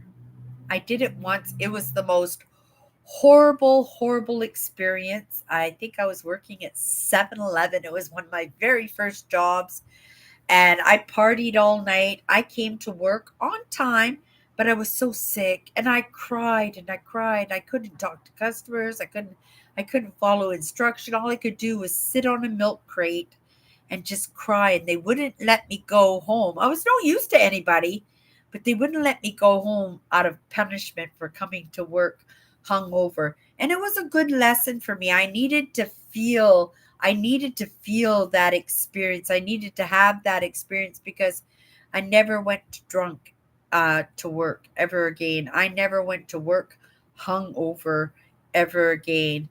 It's not a good experience to try and show up when you literally, like literally, cannot show up, right? And yeah, and I never did it again. I never went to work hungover ever again, and that happened. Oh, that was really early. I was might have been 18 or 19 years old when I had that job. Yeah, I was only with them for a couple of years. But yeah, I went straight to assistant manager. But that's what I did, right? Being a highly sensitive and being empathic. I don't know about anybody else, but for myself, the most safe place, the most comfortable place for me was when I was in charge, right? When I didn't have to answer to anybody. But the thing is, I always had to answer to anybody because being boss, you were always accountable for what went wrong. Thing is, I thrived on what I got right. I thrived in right doing the job majestically better than anybody else ever could, right? But yeah, it's funny how we what's the word that I'm looking for? Train ourselves, right? Yeah, it's just really funny because after a while, you spend your life being programmed by your parents, being programmed by your siblings, being programmed by your teachers and the other kids in the class, and then you go to work and then you're just getting programmed by the people that you work. But then you also get programmed by yourself because we learn to pick up that programming and that baton. We pick up that baton and we treat ourselves, right? Just as bad as anybody else can treat ourselves. It's a process, right? And being highly sensitive and being empathic, we do have to maneuver a little bit differently than others. But right, we're still moving, and we can move so spectacularly because we do have gifts, right? And the way we got gifts might not have been so pleasant, but those gifts are still gifts, right? They are still the price that we paid. They are still not the reward, but they are the outcome.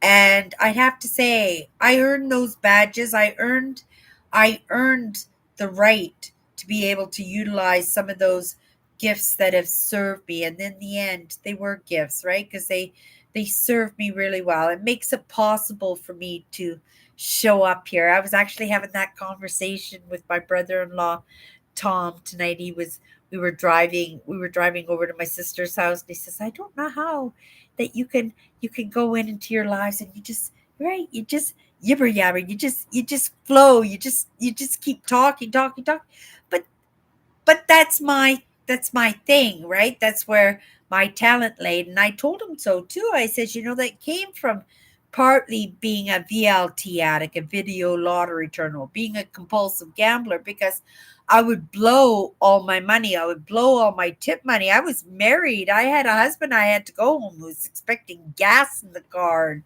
maybe his cigarettes or his lunch money or whatever it was, right? Groceries in the cupboard. And so I had to be creative, and I had to be not just creative, I had to be very I was going to say I had to apply myself, right? Every tool that I possibly had to make sure that I didn't go under, that I didn't let my problem be a problem.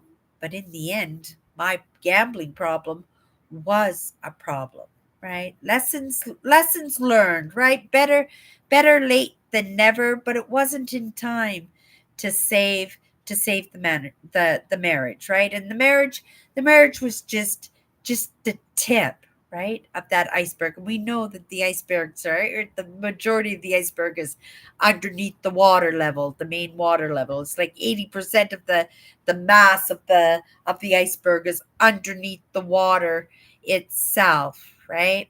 So I don't know why I was getting into that, but just to say that, we do uh have to apply ourselves, and it is in our choices, right?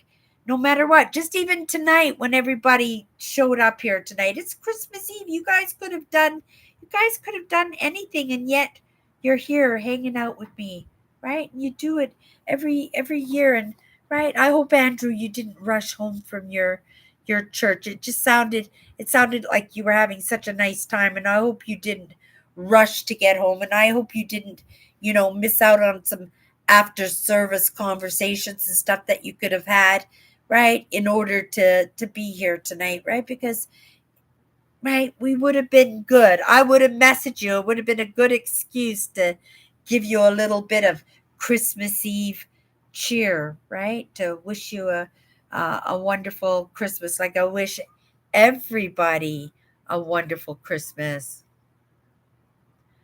Oh, is that's why the booze was so expensive? I spent $100 at the liquor store, Melvin. Hi, Melvin.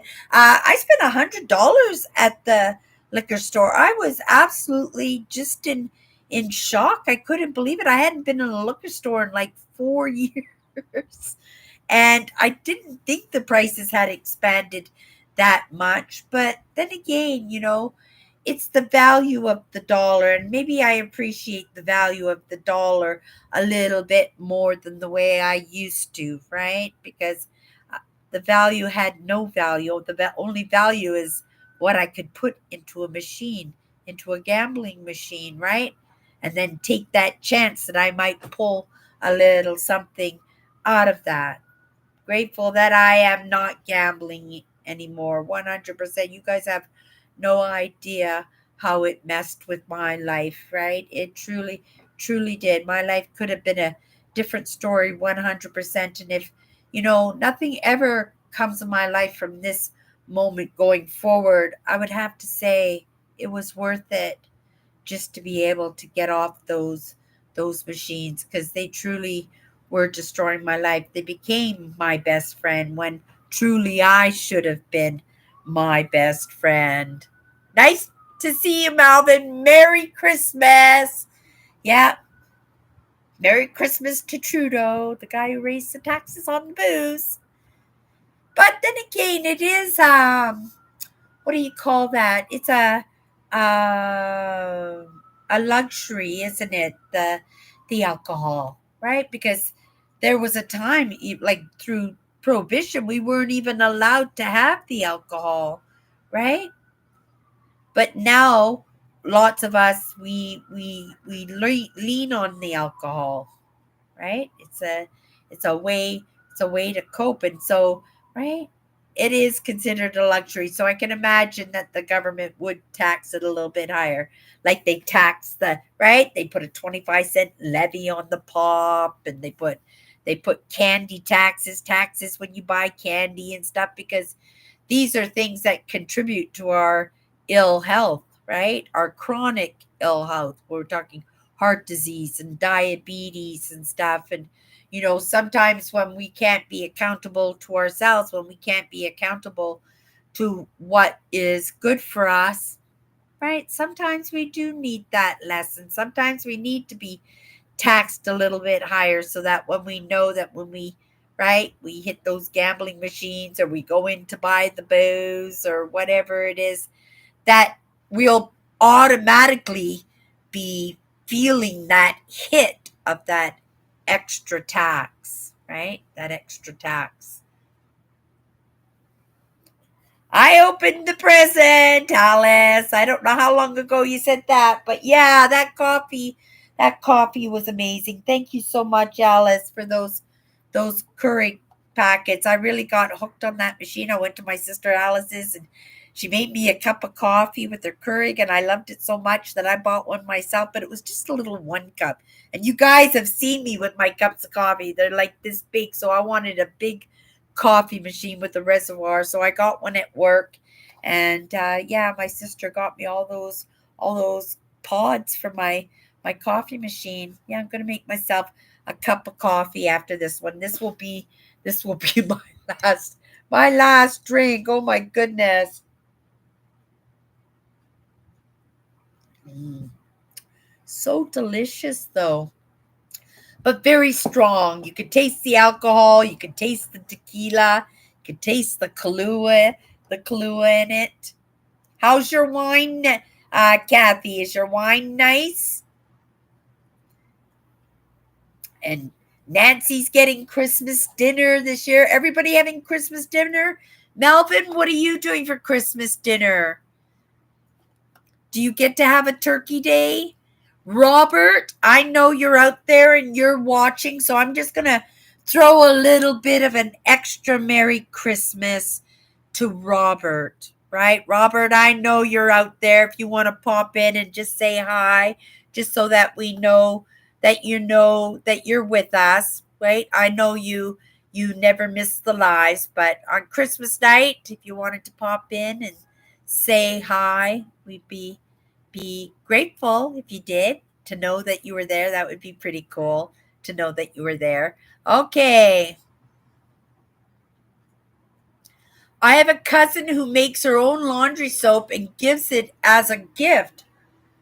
Oh, okay. Yeah, I saw some of those recipes, Andrew. I was watching some of those recipes because, being an entrepreneur and stuff, I look for different ways that I thought it might go well with my brand. Mother Nature, some natural hand soaps and natural dish soap and stuff.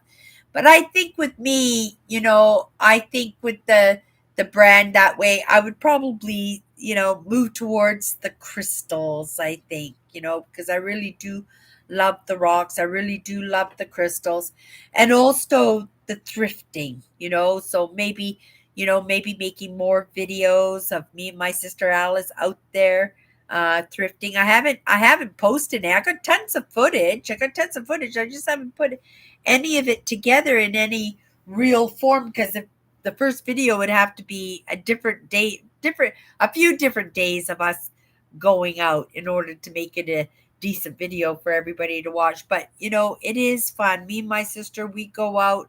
Last weekend, we told you what happened last weekend. Did I tell you guys what happened last weekend? No, you guys missed it. I told it on my live show. On I told it on my live show during the week, right? On What's My Good Cheer, but I didn't tell Chatters Live, and you don't always come into my other show. But me and my sister went out thrifting last Monday, and we only made it to one store, and we were just heading off to the second store. But when she picked me up, she says, Cindy, she says, my steering's really funny today. She says, I think it's gonna go soon, so just be careful when you're driving. And I said, oh, okay, right. And so she drove us to the first store, and we did our shopping, and she picked up some jewelry, and right, oh my goodness, my sister's so good with the jewelry, eh? Picks up jewelry so cheap, and she got hundreds of dollars for pieces of jewelry. She sold a necklace the other day just for almost $200. It was like magic, the way that right? That it just the way it works out, right? She does have a green thumb for jewelry, but yeah. So we went to the first store, but then when we were leaving the first store, she says, "Cindy, you drive to the next store." And I got in the car, and she says, "But don't forget, the steering's messed up." And I said, "Okay." And so we start driving, and we were driving to the store, and as I'm driving to the store, she goes, "I need a coffee. I need to go to the bathroom, and I need a cup of coffee." And I said, "Okay." Right? There's a Tim Hortons on our way. I turned into the Tim Hortons. We went in, grabbed coffees and muffins, and we sat down for a few minutes. And she did a little research on some of the products that she had bought. We got in the car, and then the first thing she said is, "Don't forget about the steering." And I pulled out of the parking lot, and there was no steering. There was like zero steering. I says, "Alice, I think the steering's truly broken. Like, right? I could take the wheel and I could go like this, and then there was no steering, right? At all. The wheels weren't moving at all." And right away she got so frustrated, and it took a few minutes, but we just started moving into resolving the issue, right? Fixing it all up. And we got the most amazing tow truck driver, but he also had the deluxe tow truck. And my sister got a deluxe price.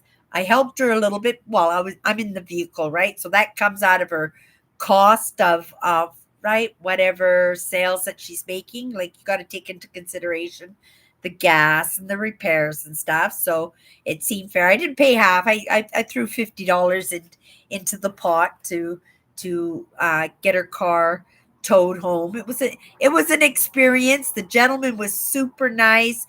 By the time it was all done, my sister had all calmed down and everything. And in the end, we made the money that we wanted to make, because right, we found some jewelry and stuff in the first store that we went. But it's just really neat how things work out, because right, if we were on a main drag, and we were on a main drag, and if that had happened when we were just changing lanes, and it would have, we would have been stuck in rush hour, and we would have had a tow truck have to come out and get us and block up the main drag of the city during rush hour. So it was kind of interesting the way it worked out, because we stalled out in a parking lot. I was still able to move forward and move backwards, which I did. And so the tow truck was able to maneuver properly so he could get us up onto his flatbed, right? And the gentleman also saved us 20 or $30 in cab fare, because he took us with him, right? We took the car to a mechanics, and we got a ride home, and I thought that was really super nice, and it saved my sister lots of money. And the next day she had her car back, right? She had her car back, and it could have been a different story altogether. It could have been a dangerous, right? Can you imagine driving down the road and you lose your steering, and you've got to turn a corner and you can't, right? It would have been pretty messed up for sure. Okay, let me just take a look.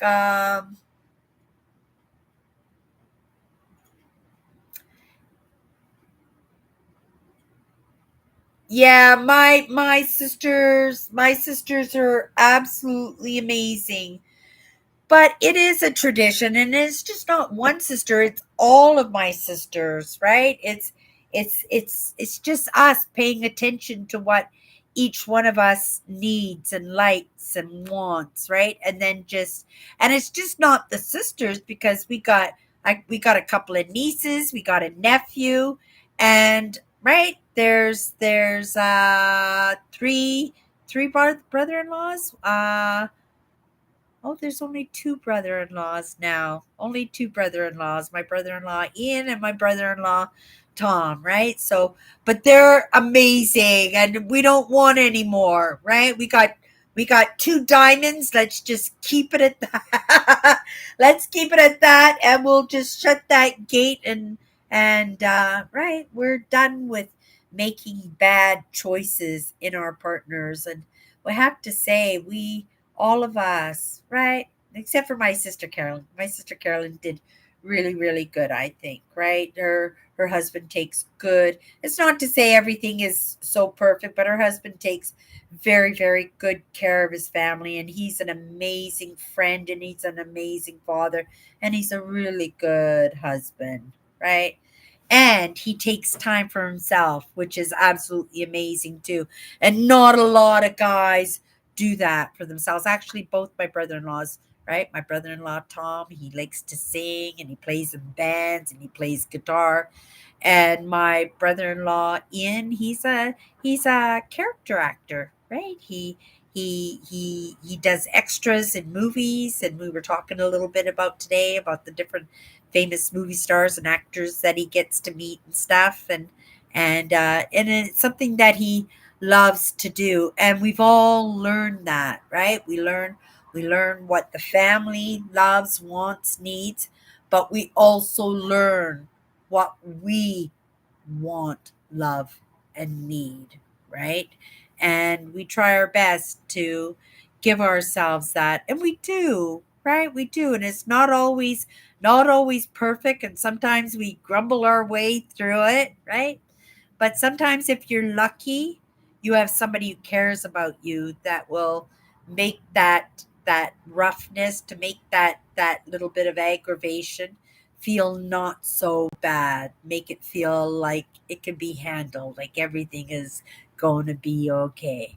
It's not a big deal, right? But that's my family. That's just the programming that we got. And as much as we got some crappy programming as we grew up, we got some amazing, amazing, unique program too, that not a lot of parents offered up to their children. Like my parents offered up a lot of rope. As long as we were not home, we were pretty much right able to decide what time we could come home. If you were home at 7 o'clock at night, you were in your bedroom at 7 o'clock at night, right? But if you stayed out until 2 o'clock in the morning, right, you open up the door, you come in, just be quiet. Otherwise, some of you are going to get shouted at for waking everybody up. But my parents were all about us kids making our own decisions, right? And sometimes it's just the experimentation of being able to do that we can find things that work for us and find things that don't work for us, right? Because when I was talking about highly sensitives and I was talking about empaths earlier, right, that we can have that tendency for ignoring what we need, right? Ignoring what we need, and we'll push ourselves, right? And we'll tend to others, and we don't find those little joyous moments for ourselves. And when we're strict like that to ourselves, in tendency sakes, I'm gonna have to say, because I'm not a mom, right? I am not responsible for anybody else's care. I don't have a husband, I don't have the parents, I don't have the kids. The only person I got to take care of is me. And I would have to say that is a little bit of what I was going to say, a little bit of head start, advantage. That's the word I'm looking for. That is a little bit an advantage, because I can appreciate people who are doing what I'm doing, but how do they keep up with it, right? Because lots of times I can barely keep up with it. I can barely keep up with it myself. And if I go deep, deep, deep, right, it can get to the point where I can lose even track of mind, and I'll be so in my contemplative state that, right, I lose track of anything else that needs to be done. And it can come across as being procrastinating or stalling things out, like I'm putting things off, but or yeah, putting things off. But in all actuality, it's just me, and sometimes my lack of confidence that I've got it right. I just have to just be more confident that just like what my brother said, that I can hold my own in a conversation. If I need to spew for an hour and a half, I need to spew for 2 hours. Well, if 80% of that time that I'm spewing is good content, entertaining content, um, intellectual learning content, something that we can resonate or use as a tool in our own lives, right? Whether I'm taking in a lesson or right, I'm sharing something that I've learned along the way, right? All it does all add up. 100%. It all adds up, and it all counts, right? It all counts. But at the same time, I have to say, right? It's really wonderful when I've got people that kind of hang out with me while I'm doing it. And I so appreciate on Christmas Eve that all you guys came in and spent this time with me when you could have been spending it doing things that you like. I know you guys like hanging out with me, but really, right? You could have been doing something that you absolutely love, right? Oh, Andrew still could have stayed at church having conversation with other members of the congregation, right? Spending a little quality time at Christmas, because quality time is important. It's part of why I put my lives in on Saturdays, right? Is so that oh sorry, I put this Christmas Eve live on every single year because I understand that not everybody is looking at Christmas as a season of joy, as a season of getting together, a season for loved ones, a season for giving and receiving, and sometimes it can be hard just to get through the Christmas season 100%. So it's important for me, and part of that give back that I have, that on those Christmases that I had when I was struggling, right, when I thought that it was possible that I might not be able to go much further with having a roof over my head, that I had you guys, right, that you guys kept me company in those scary, truly, truly scary moments that I had no idea how it was going to play out. And yet, because you guys kept me company, that when it played out, it didn't hurt so bad. And also that I could stay a little bit clear minded in that movement, right? That I could be able to search out answers and solutions in a more logical, is that the word, logical kind of, right, just in a simple form where it didn't seem so scary, it didn't seem so desperate. And so part of my giving back on Christmas Eve is just showing up, right? Because sometimes all we need is that opportunity just to get through the holidays, because again, the holidays sometimes are a reminder to people of what they don't have, right? Yeah, and that's the truth. I am grateful for the kindnesses that come along my way. I'm grateful that everybody comes in and joins in on the conversation, right? Joins in. And again, if anybody has never popped into one of my lives before, right? I have the most amazing crew here, and you can see that they yap more than I yap, right? And yeah, absolutely, absolutely amazing. And I am privileged, right, to have this company for myself, that I get to play out my Christmas season, my Christmas Eve, right, my routine that I've been sharing every single year here on YouTube, showing up and right, opening up my presents and opening up my stockings and telling my stories, right? And usually these stories are almost always those experiences, because even though I come from a dynamic family, right, it's not always just struggle and right, lack. It's a lot of amazing experiences, a lot of amazing experiences that a lot of people don't get to have, right? And even though I might have missed out a few lessons along the way, I picked up quite a few lessons that benefited me throughout my entire life, and a lot of those experiences that bettered my life, a lot of those lessons, a lot of that time that I spent, right? It was 100% beneficial, right? And it will continue to be beneficial towards me. And if it's not beneficial towards me, that only means that it's compacted so perfectly, right?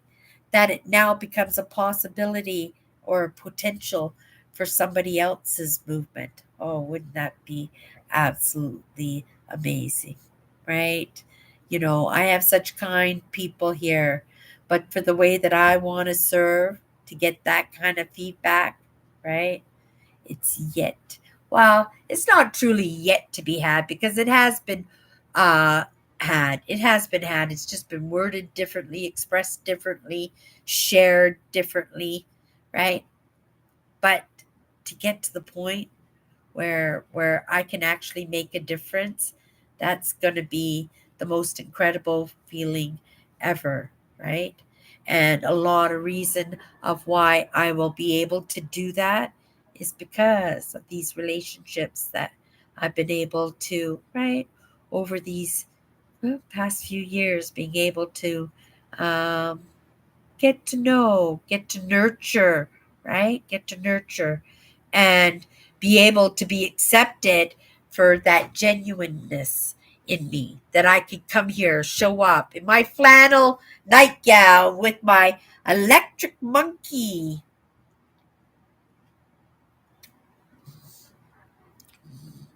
my silly stories, right? My silly stories, and be able to put a smile, or at the very least, be able to start the holidays off on a nice note, right? Tomorrow, I don't know if anybody out there is going to be doing visiting with family or friends. I know for myself, my friend Lorraine, the girl I work with, she's going to come and spend the day with me tomorrow. I'm going to be doing laundry. She's going to be doing laundry. We're going to be watching movies. I'm going to be cooking dinner, and it's going to be an amazing day. And then after that, I'm still going to have a couple of days to recuperate. And you know what I'm going to be doing, you guys? I'm going to be so glued to the lessons. I've already checked off my watch later suggestion. Do you guys do that in your YouTube channels? I know lots of times, I've got so much stuff to do, and because I've kind of put myself on timings, in order to get my stuff done, that lots of times I'll see something that's being suggested to me, but right, if I got into that video, I wouldn't be able to get the laundry done. I wouldn't be able to get that chore done. I wouldn't be able to get that lesson done. I wouldn't be able to show up on my lives, right? Because there's always something.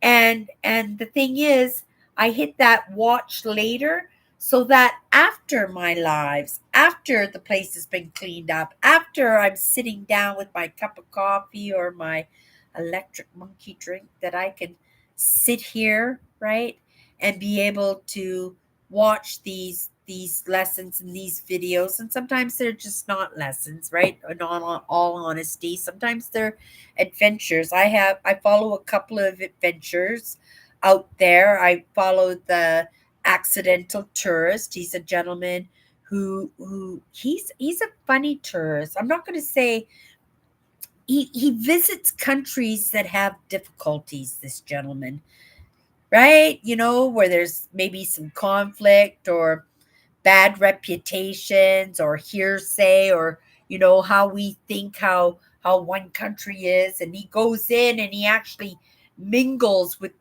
real people, with real families, and has real conversations, and we really get a good taste that everybody out there, right, everybody out there is struggling, everybody out there is a human, right, with different routines and different habits and different beliefs and different loves and joys and passions, and it's really really interesting to get somebody else's perspective, and not only a different perspective, but have somebody who's willing to step forward when nobody else is, just to reveal a truth, right? So I really like these explorers that really get to the meat of it. They're not staying in fancy hotels and limousine rides, and right. And I'm sure they're well to do. They're very popular channels. Another one that I watch is a gentleman. His name is Harold Balder. He's a Norwegian explorer, and he explores for the most part out in different third world countries. He likes the third world countries also, but he loves nature. He loves Mother Nature. So he loves the mountains, and he loves the trails, and he loves talking to the public. He'll go to shops, and he'll go to markets, and he really mingles, and he's very kind man too, because a lot of his earnings that he does in these travels, he will do kindnesses to some of the families that he meets. He does something that's really funny. He calls it Harold Intrudes, or is that what he calls it? Harold Intrudes, where he just finds a family and he just makes himself at home. He'll knock on the door. That's the only thing he'll do politely is he'll knock on the door and he'll say, "Can I come in? Can I film your house?" And he'll film the house. He'll stay for dinner. He'll sleep there. He'll sit down and drink with the men of the houses, or the women if he wanted to. But he's so amazing that way, because for me, that would be nerve wracking, right? I think he calls it Harold Invades. I think that's what he calls it, Harold Invades, where he just knocks on some random home and just invites himself in and gives himself tours and stuff. He's so interesting. But I do love the explorers. I do love the explorers, and I love them because it takes a little bit of an extra ingredient. It takes that ingredient of curiosity, and be able to step one foot in front of the other in an unknown, possibly uncomfortable situation. That would be the kind of explorer that I would like to be, that I would aspire to be, right? But I'm not necessarily that way. And I have to admit that, courage that way, right? Have somebody slam the door in my face. My mother was a Jehovah Witness, and she'd do one side of the road, and then we'd be on the other side of the street. And oh my goodness, knock on the door and say, "Oh, would you like I think they call them watchers. Would you like a magazine, or would you like to talk to my mom?" Right? And if they said yes, we'd go, "Mom," and she'd run across the street with the baby, my youngest sister, right? She'd run across the street with the baby. But for the most part, we'd be knocking on one side of the street, mom would be knocking on the other side of the street, and people would sick their dogs on us and slam the doors on us, or chuck things at us, or yell at us. Oh, it was so painful. Oh, I didn't. I was such a sensitive child. I truly was sensitive. But at the same time, I have to say, for a sensitive child, I did pretty good. I did pretty good. I stepped outside of myself pretty good, and I allowed myself to have some talents that served me well into my adulthood, right? Being able to have those social aspects of myself, right? Even if it was formed out of necessity, served me well as being a server and being a waitress, didn't it? And being a server and a waitress and honing in and practicing that craft and communication, it has allowed me to sit here and spew for 2 hours and 15 minutes, right? To spew for 2 hours and 15 minutes. Okay, let's come back into the comments. But yes, Nancy, I do have an amazing sister. I really do. Tomorrow, Nancy, I promise I'll send you that tracking number, or you can send me a message and I'll reply to your message right away if you trigger that reminder to me, and then I'll send you that tracking number, because your parcel should be in the States now at the very least. But like I said, send me a link, Nancy, when you plan on doing that video, so I can watch the video and I can share it on my community channel, so that everybody here can watch you open up your package too. It's not like it's a great package. It's just a little something to say, Nancy, how much I cared about you and how much I appreciate it. I'm just looking at myself as I'm doing my live. Did you guys notice what's missing? That the pink is out of my hair right now, right? It doesn't look bad, right?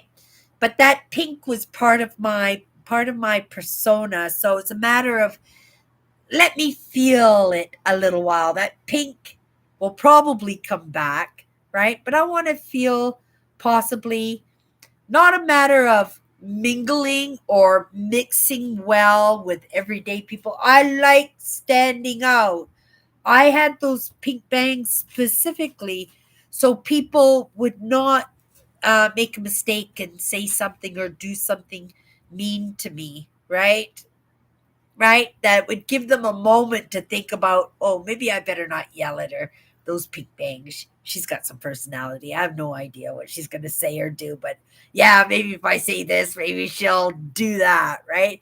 And it worked for me. Those pink bangs worked for me, right? But I don't know. In the moment, the blonde bangs are working for me too. So let's try it out for a little while. We'll just see. We'll just see how it goes. Oh my goodness, my stomach is dancing. My stomach is dancing. I don't do dairy very well. I should have taken that into consideration. I don't do dairy very well. My mother didn't like dairy at all. She did very little dairy except for maybe canned evaporated milk that she would use in her tea. But other than that, she never did dairy. She wasn't even too much of an ice cream fan either, right? But yeah, as we get older, some of us do get a little bit intolerant of the or less tolerant of the dairy, and I do believe that's me. I can feel it in the stomach right now. Mm. But I also had a piece of pizza at my sister's, right? They ordered a couple of pizzas, and I had a piece of pizza while I was there visiting. And it was a really, really nice way to start the holidays, you guys. And this live show today, this Christmas Eve live show, it was a nice way to spend Christmas Eve. And we've been doing this for years. And like I said, I'm so grateful that you guys come and hang with me. And if you guys didn't come in and hang with me, that would all be good, because I understand it's very difficult, right? Even I found I don't have anybody, it's just me, right? And even I found myself scurrying around like a chicken with my head chopped off this Christmas, right? Everybody, let's just take a look at the last of these comments, right? We're going to shut her down for Christmas Eve, right? We will be back. Tomorrow's Monday. Well, I gotta do my live, don't I? Right? Chatters Live. We're gonna be having Chatters Live tomorrow night, no matter what. Yes, I'll get you that tracking number for your parcel, Nancy, so that you know when to keep an eye open for your package. But yeah, great idea, Andrew, about the laundry soap, right? I know somebody also that made the laundry soap, and she'd make lots, and she said it was very, very, very cheap, that she'd save so much money, where she would save almost like 90% of the cost of her soap by making the soap herself, right? Yeah. I won't, Nancy. Good. Yeah, oh, I forgot. I still had treats to eat. I don't know if I can eat anymore. My stomach is dancing, like I said. But I think I do need to eat something, right? I do. Oh, no, I don't need to eat anything. I had a piece of pizza at my sister's house. I don't need to eat anything. Yeah, maybe what I need to do is maybe just make a tequila and orange juice and come off the milk now. Maybe the orange juice will make the milk curdle in my gut. I don't know. We're going to play it. We're going to play it by ear for the rest of the evening. I'm going to be up for a couple of hours, you guys. If you want to chit chat, you want to message me, you know how to get a hold of me. Just come through. Just come through my Instagram, right? We can have conversations, or we can do Facebook, right? I have Messenger if you want to want to chit chat over the Christmas holidays, you guys. Don't hesitate if you find that you're having a difficult time in any way, right? It's just another holiday, right? And sometimes it's just a matter of getting through those couple of days where the media, the advertising, the marketing, right? They want to push how important that holiday is on you. And it's only as important as you want it to be, right? Like tonight, spending my time with my family, that was important. But I could have spent that time with my family, right? Last week or next week, right? But it's only as important as we want it to be. And so don't make it any bigger of a deal than what it is, right? Um, yeah, just it's Christmas and it's going to be over in a few days. And then what are we going to do? We're going to have to buckle down in our New Year's resolutions, aren't we? But make sure you pick up a new habit while you're trying to eliminate another bad habit, right? So it's the only way that it truly works, because if you don't do anything and you just eliminate, you go turkey, your odds of being successful, right? I don't know. You can do it. I've done it. I quit smoking cold turkey. Right? Well, cold turkey not true, because I went on the patch. My sister bought me the patch for my stocking one year, and I wasn't going to waste the money because those patches are expensive. She bought me all three steps, and I quit. I quit that very night. It was the last time I had a smoke, and every day or every night I would go to bed and I'd say, "That's my last cigarette. I'm going to quit. I'm never going to have another smoke cigarette ever again." And then I'd wake up in the morning, and what would be the first thing I would do? I would have a cigarette, right?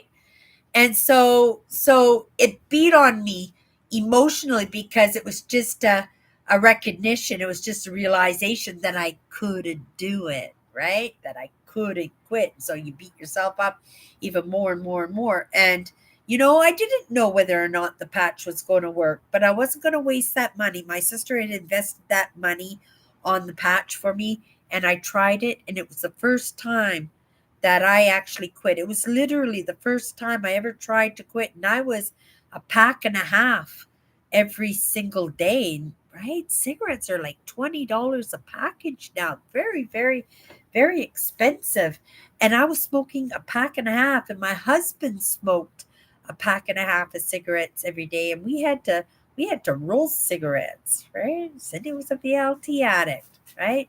My husband liked to drink a little bit and party a little bit, right? Hang out with his friends and spend money. It's what we did. Oh my goodness, how much money did we waste in our younger years? That would have served us so well, right? But we learn from our mistakes, don't we? Oh my goodness. But I'm not thinking about mistakes tonight. So maybe, oh, that stomach. Oh, it's gurgling now. I can feel my stomach is gurgling. It was probably not a good idea. And I can feel it because you know what's happening? This is a smile. I can't get rid of my smile. It's just kind of glued. It's just kind of glued there.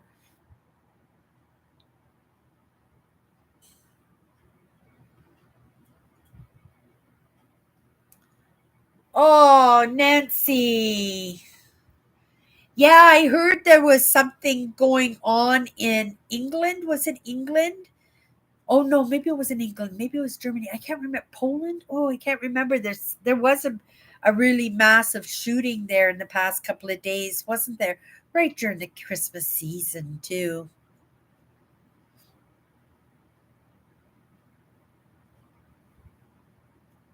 Oh, what a good one. Cindy, you're reminding You're reminding me of what I read once about not just being the best at what you do, but do it better than it's ever been before.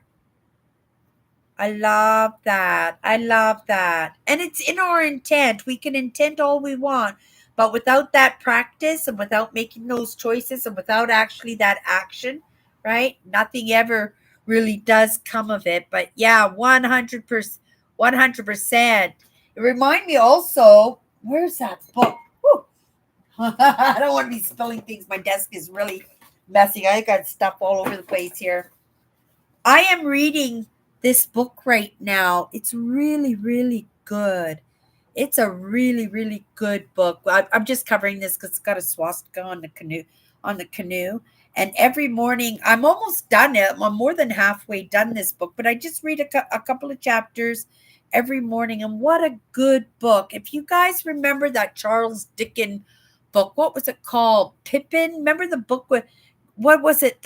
Great Expectations. Was the one with Pippin, with the lady in the wedding dress who got ditched by the man that she was going to marry, and she lived in that mansion, and she lived in that room, and then that shredded wedding dress of hers. I think it might have been Great Expectations, but the main character was named Pippin, and it was all based on morals, right? And on values, and how people with good values move forward, and how people with values that are less notable, less worthy sometimes, that they don't do as well, even though they might think that they are, that it's right. It's all in that programming of ours, right?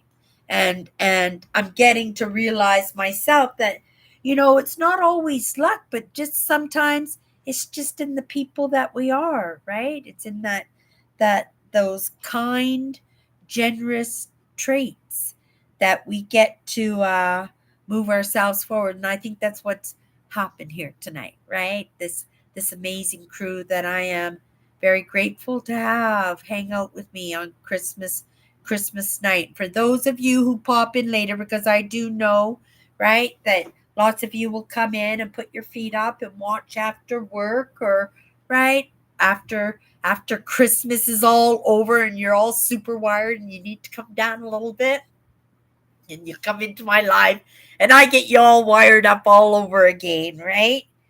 You guys, I think that's our Christmas party today.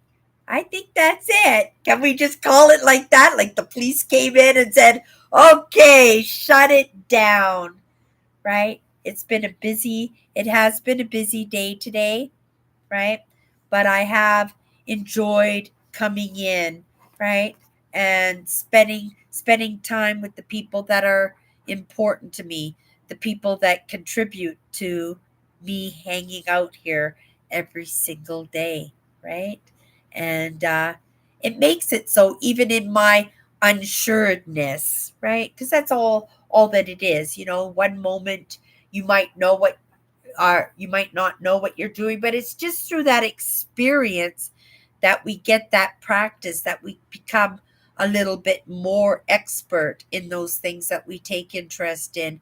And that little bit of camaraderie that you guys bring to the table, those conversations, that company, that support for each other, that means everything to me. And it's a total 100% reflection of, right, what I'm trying to do here. 100%. You guys, I think that's it. Let's say our goodbyes tonight. Let's come down in these comments one more time. And with me in a wheelchair, I no longer put myself in a situation I can't escape from, right? And we're getting more mature too. So maybe, when you were in your 20s or 30s, you would have that upper body strength, Nancy, that you would be able to protect yourself a little bit more. But I get what you're talking about. I watch out for myself too, because again, right? I took the pink out of my bangs, right? It's my little warning to anybody who wants to come at me. So, I feel a little bit tender, a little bit vulnerable in those situations and those interactions that I'm not quite sure about, right? But I do move in a way because I understand I'm just going to adapt. I'm going to conquer, right? If I don't have that tool in the moment, I'm going to figure it out. I'm going to feel it out, right? And in the end, I'm going to understand that everything's okay, right? Everything is always okay. And you, Nancy, being the prime example, how many moments have you gotten yourself into that you had no idea how you were going to pull yourself out? And what did you do, Nancy? You pulled yourself out. So I would give yourself a little bit more credit than what you're giving yourself there, Nancy, because I tell you, right? I think I'm a tough cookie sometimes, but I don't even think I'd even try to come up against you. Not in a million years, Nancy. Right? You chew me up and spit me out. No problem. Oh my goodness. Oh, thank you, Owen. That's very sweet of you. Cindy's live stream where the elite meet.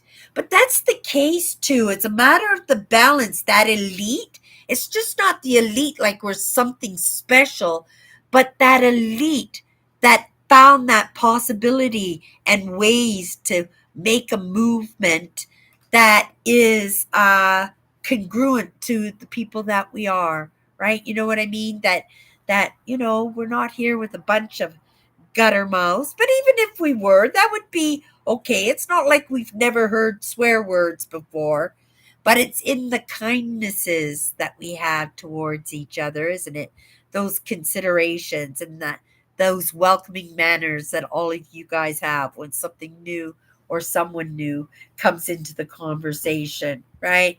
It's like that kindness. Kindness means everything, 100%. If anyone is lurking, come in and say hello to us. We are a friendly group. You are a friendly group, Nancy. Don't let me scare you when it comes to Nancy. I just know that Nancy's a top cookie, and Nancy's gone through a lot in her life, and she smiles. She entertains us. She not only entertains us, she gifts us with her own creativity and that beautiful advice, and as the example, as the evidence, right? Because Nancy is truly an evidence as to, right? You can't keep some people down, right? You can try, but they're just going to jump up like a, right? Jack in a box. That's our Nancy. And I would like to think that me hanging out with Nancy and allowing Nancy to be that influence on me, right? That I've learned to become a little bit of a jack in a box too. And that's true too. 100%. Never give up. Oh, Alice is still here.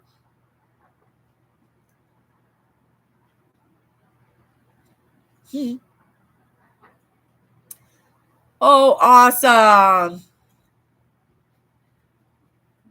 Let me see here. Um, Not sure why, but my father wanted me to have an 8 o'clock curfew, but I negotiated 9:30. Even at college age, I had to be in at 9:30. Kind of weird. With my mother, she didn't care. If we were out at 3 o'clock in the morning, that was perfectly fine to her. For my dad's part, for the most part, he was out on the right. He was out in the ocean. He was a commercial fisherman. He wasn't home an awful lot, and when he was, he worked night shifts because he drove cab, and right, he slept for most of the day. We probably got an hour or two with our dads every day, but for lots of people that's a lot of time, right? That is a lot of time. But I get it. If we were home, we were in our rooms 7 p.m. and I was a senior in high school, and I was still put to my room at 7 p.m. every night. But I guess that was part of my choices, right? That's why I learned to venture on my own, right? That I would go off and have these experiences, right? Maybe just stalling time so I wouldn't have to get home. That it would be so late that I could tiptoe in and get into my room and get into bed and nobody would even notice, right? That was the intent anyway. Uh Actually, I saw oh, Andrew, thanks for coming in. I didn't know you gave up your time out. To do Oh, thank you, Kathy. Oh my goodness.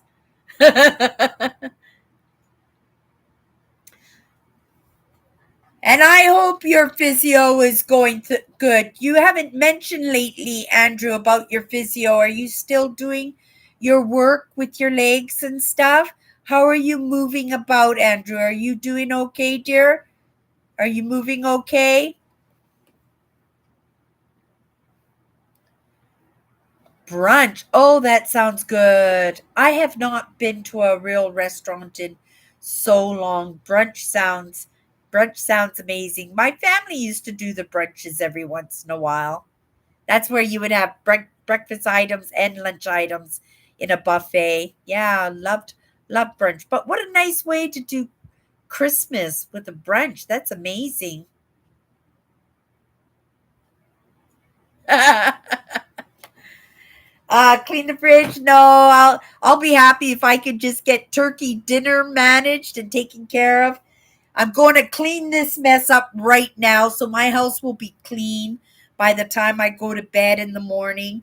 And I'm going to have a nice morning for Christmas. And then, yeah, have a nice, enjoyable day with my friend Lorraine. She may be here when I go live on What's My Good Cheer. She's not a shy girl in any way. She's actually very, very smart. Her one word is compassion. Tonight on Christmas Eve, she's still coming tomorrow, but she has an aunt in the hospital. And so she took a little couple of gifts to her aunt and dressed up in kind of Santa Christmassy, right? And she's going to spend a little bit of time with her family members who are not doing so well. So I guess we have to give credit, you know, and a little bit of gratefulness that the people in our lives right now, they're doing okay. I'm going to say okay, right? I'd like to see my sister up and about and doing well and being healthy and being happy, but I do know it's a process, right? Just like that physio, eh, Andrew? Just like that physio. Okay, you do that, Nancy. um Tomorrow I will film my layout. Then I need to do Reborn Baby Christmas special. Oh, okay. Oh, look at that. You're really working on your brand, Nancy. That's absolutely amazing.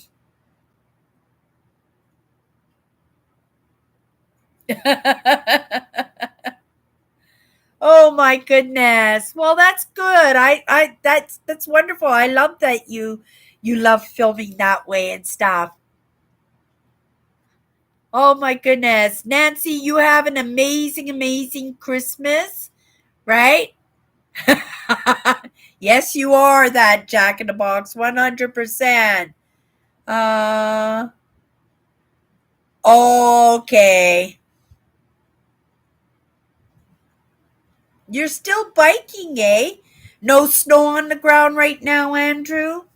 Here in Winnipeg, we got a little bit of snow this morning.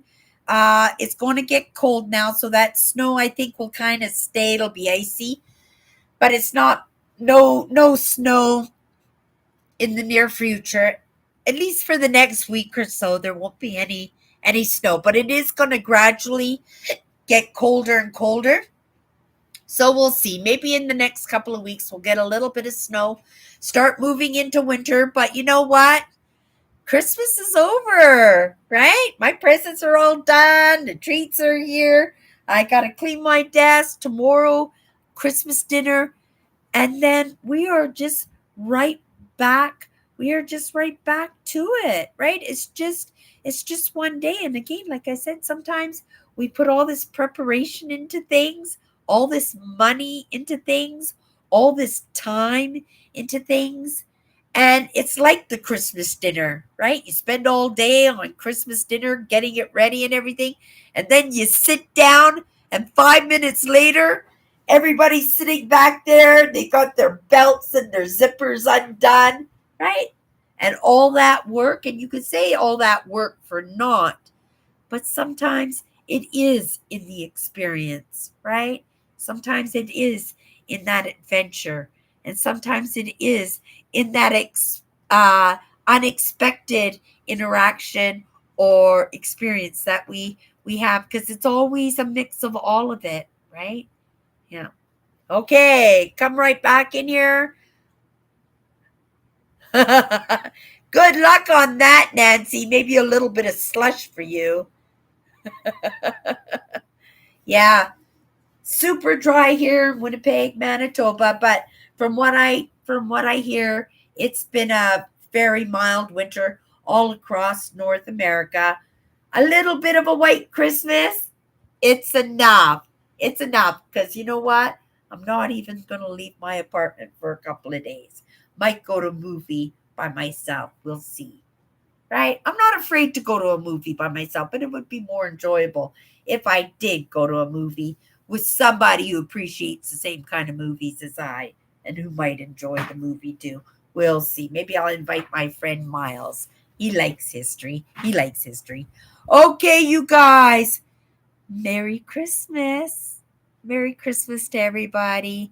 I would say Happy New Year, but we're going to be doing this again, right? Next Sunday is Chris or New Year's Eve, so we do live shows no matter what on New Year's Eve. If you want to pop in next Sunday, we're happy to have you. Maybe you've warmed up to us, and right, see we don't bite, and you'll come in and say hi. And basically, that's really all you have to do, because you can tell, right, that the people in this crew will pick up that slack, and you are more than welcome, and they'll make you feel welcome 100%. You guys, that's it for tonight. I'm going to take my last couple of gulps of my drink. 7 drinks, 7 shots. That's a little much for me. I could have done it in 2 shots and maybe had 3 or 4 drinks out of that, but no, right? I'm grateful that I didn't let myself get so pounded. I had to slow myself down there a little bit when I saw my stomach was doing the queasy, and I noticed that that smile is just that smile is just not going. That smile is just not going to go away, and it's not going to go away until morning. 100%, it's going to be there for the next couple of hours. So if you guys, right, you need to get a hold of me. You know how to get a hold of me. Merry Christmas, everybody. Have a great night, and have a great week. And thank you so much for coming to hang with me. Merry Christmas. Bye bye. Ho, ho, ho.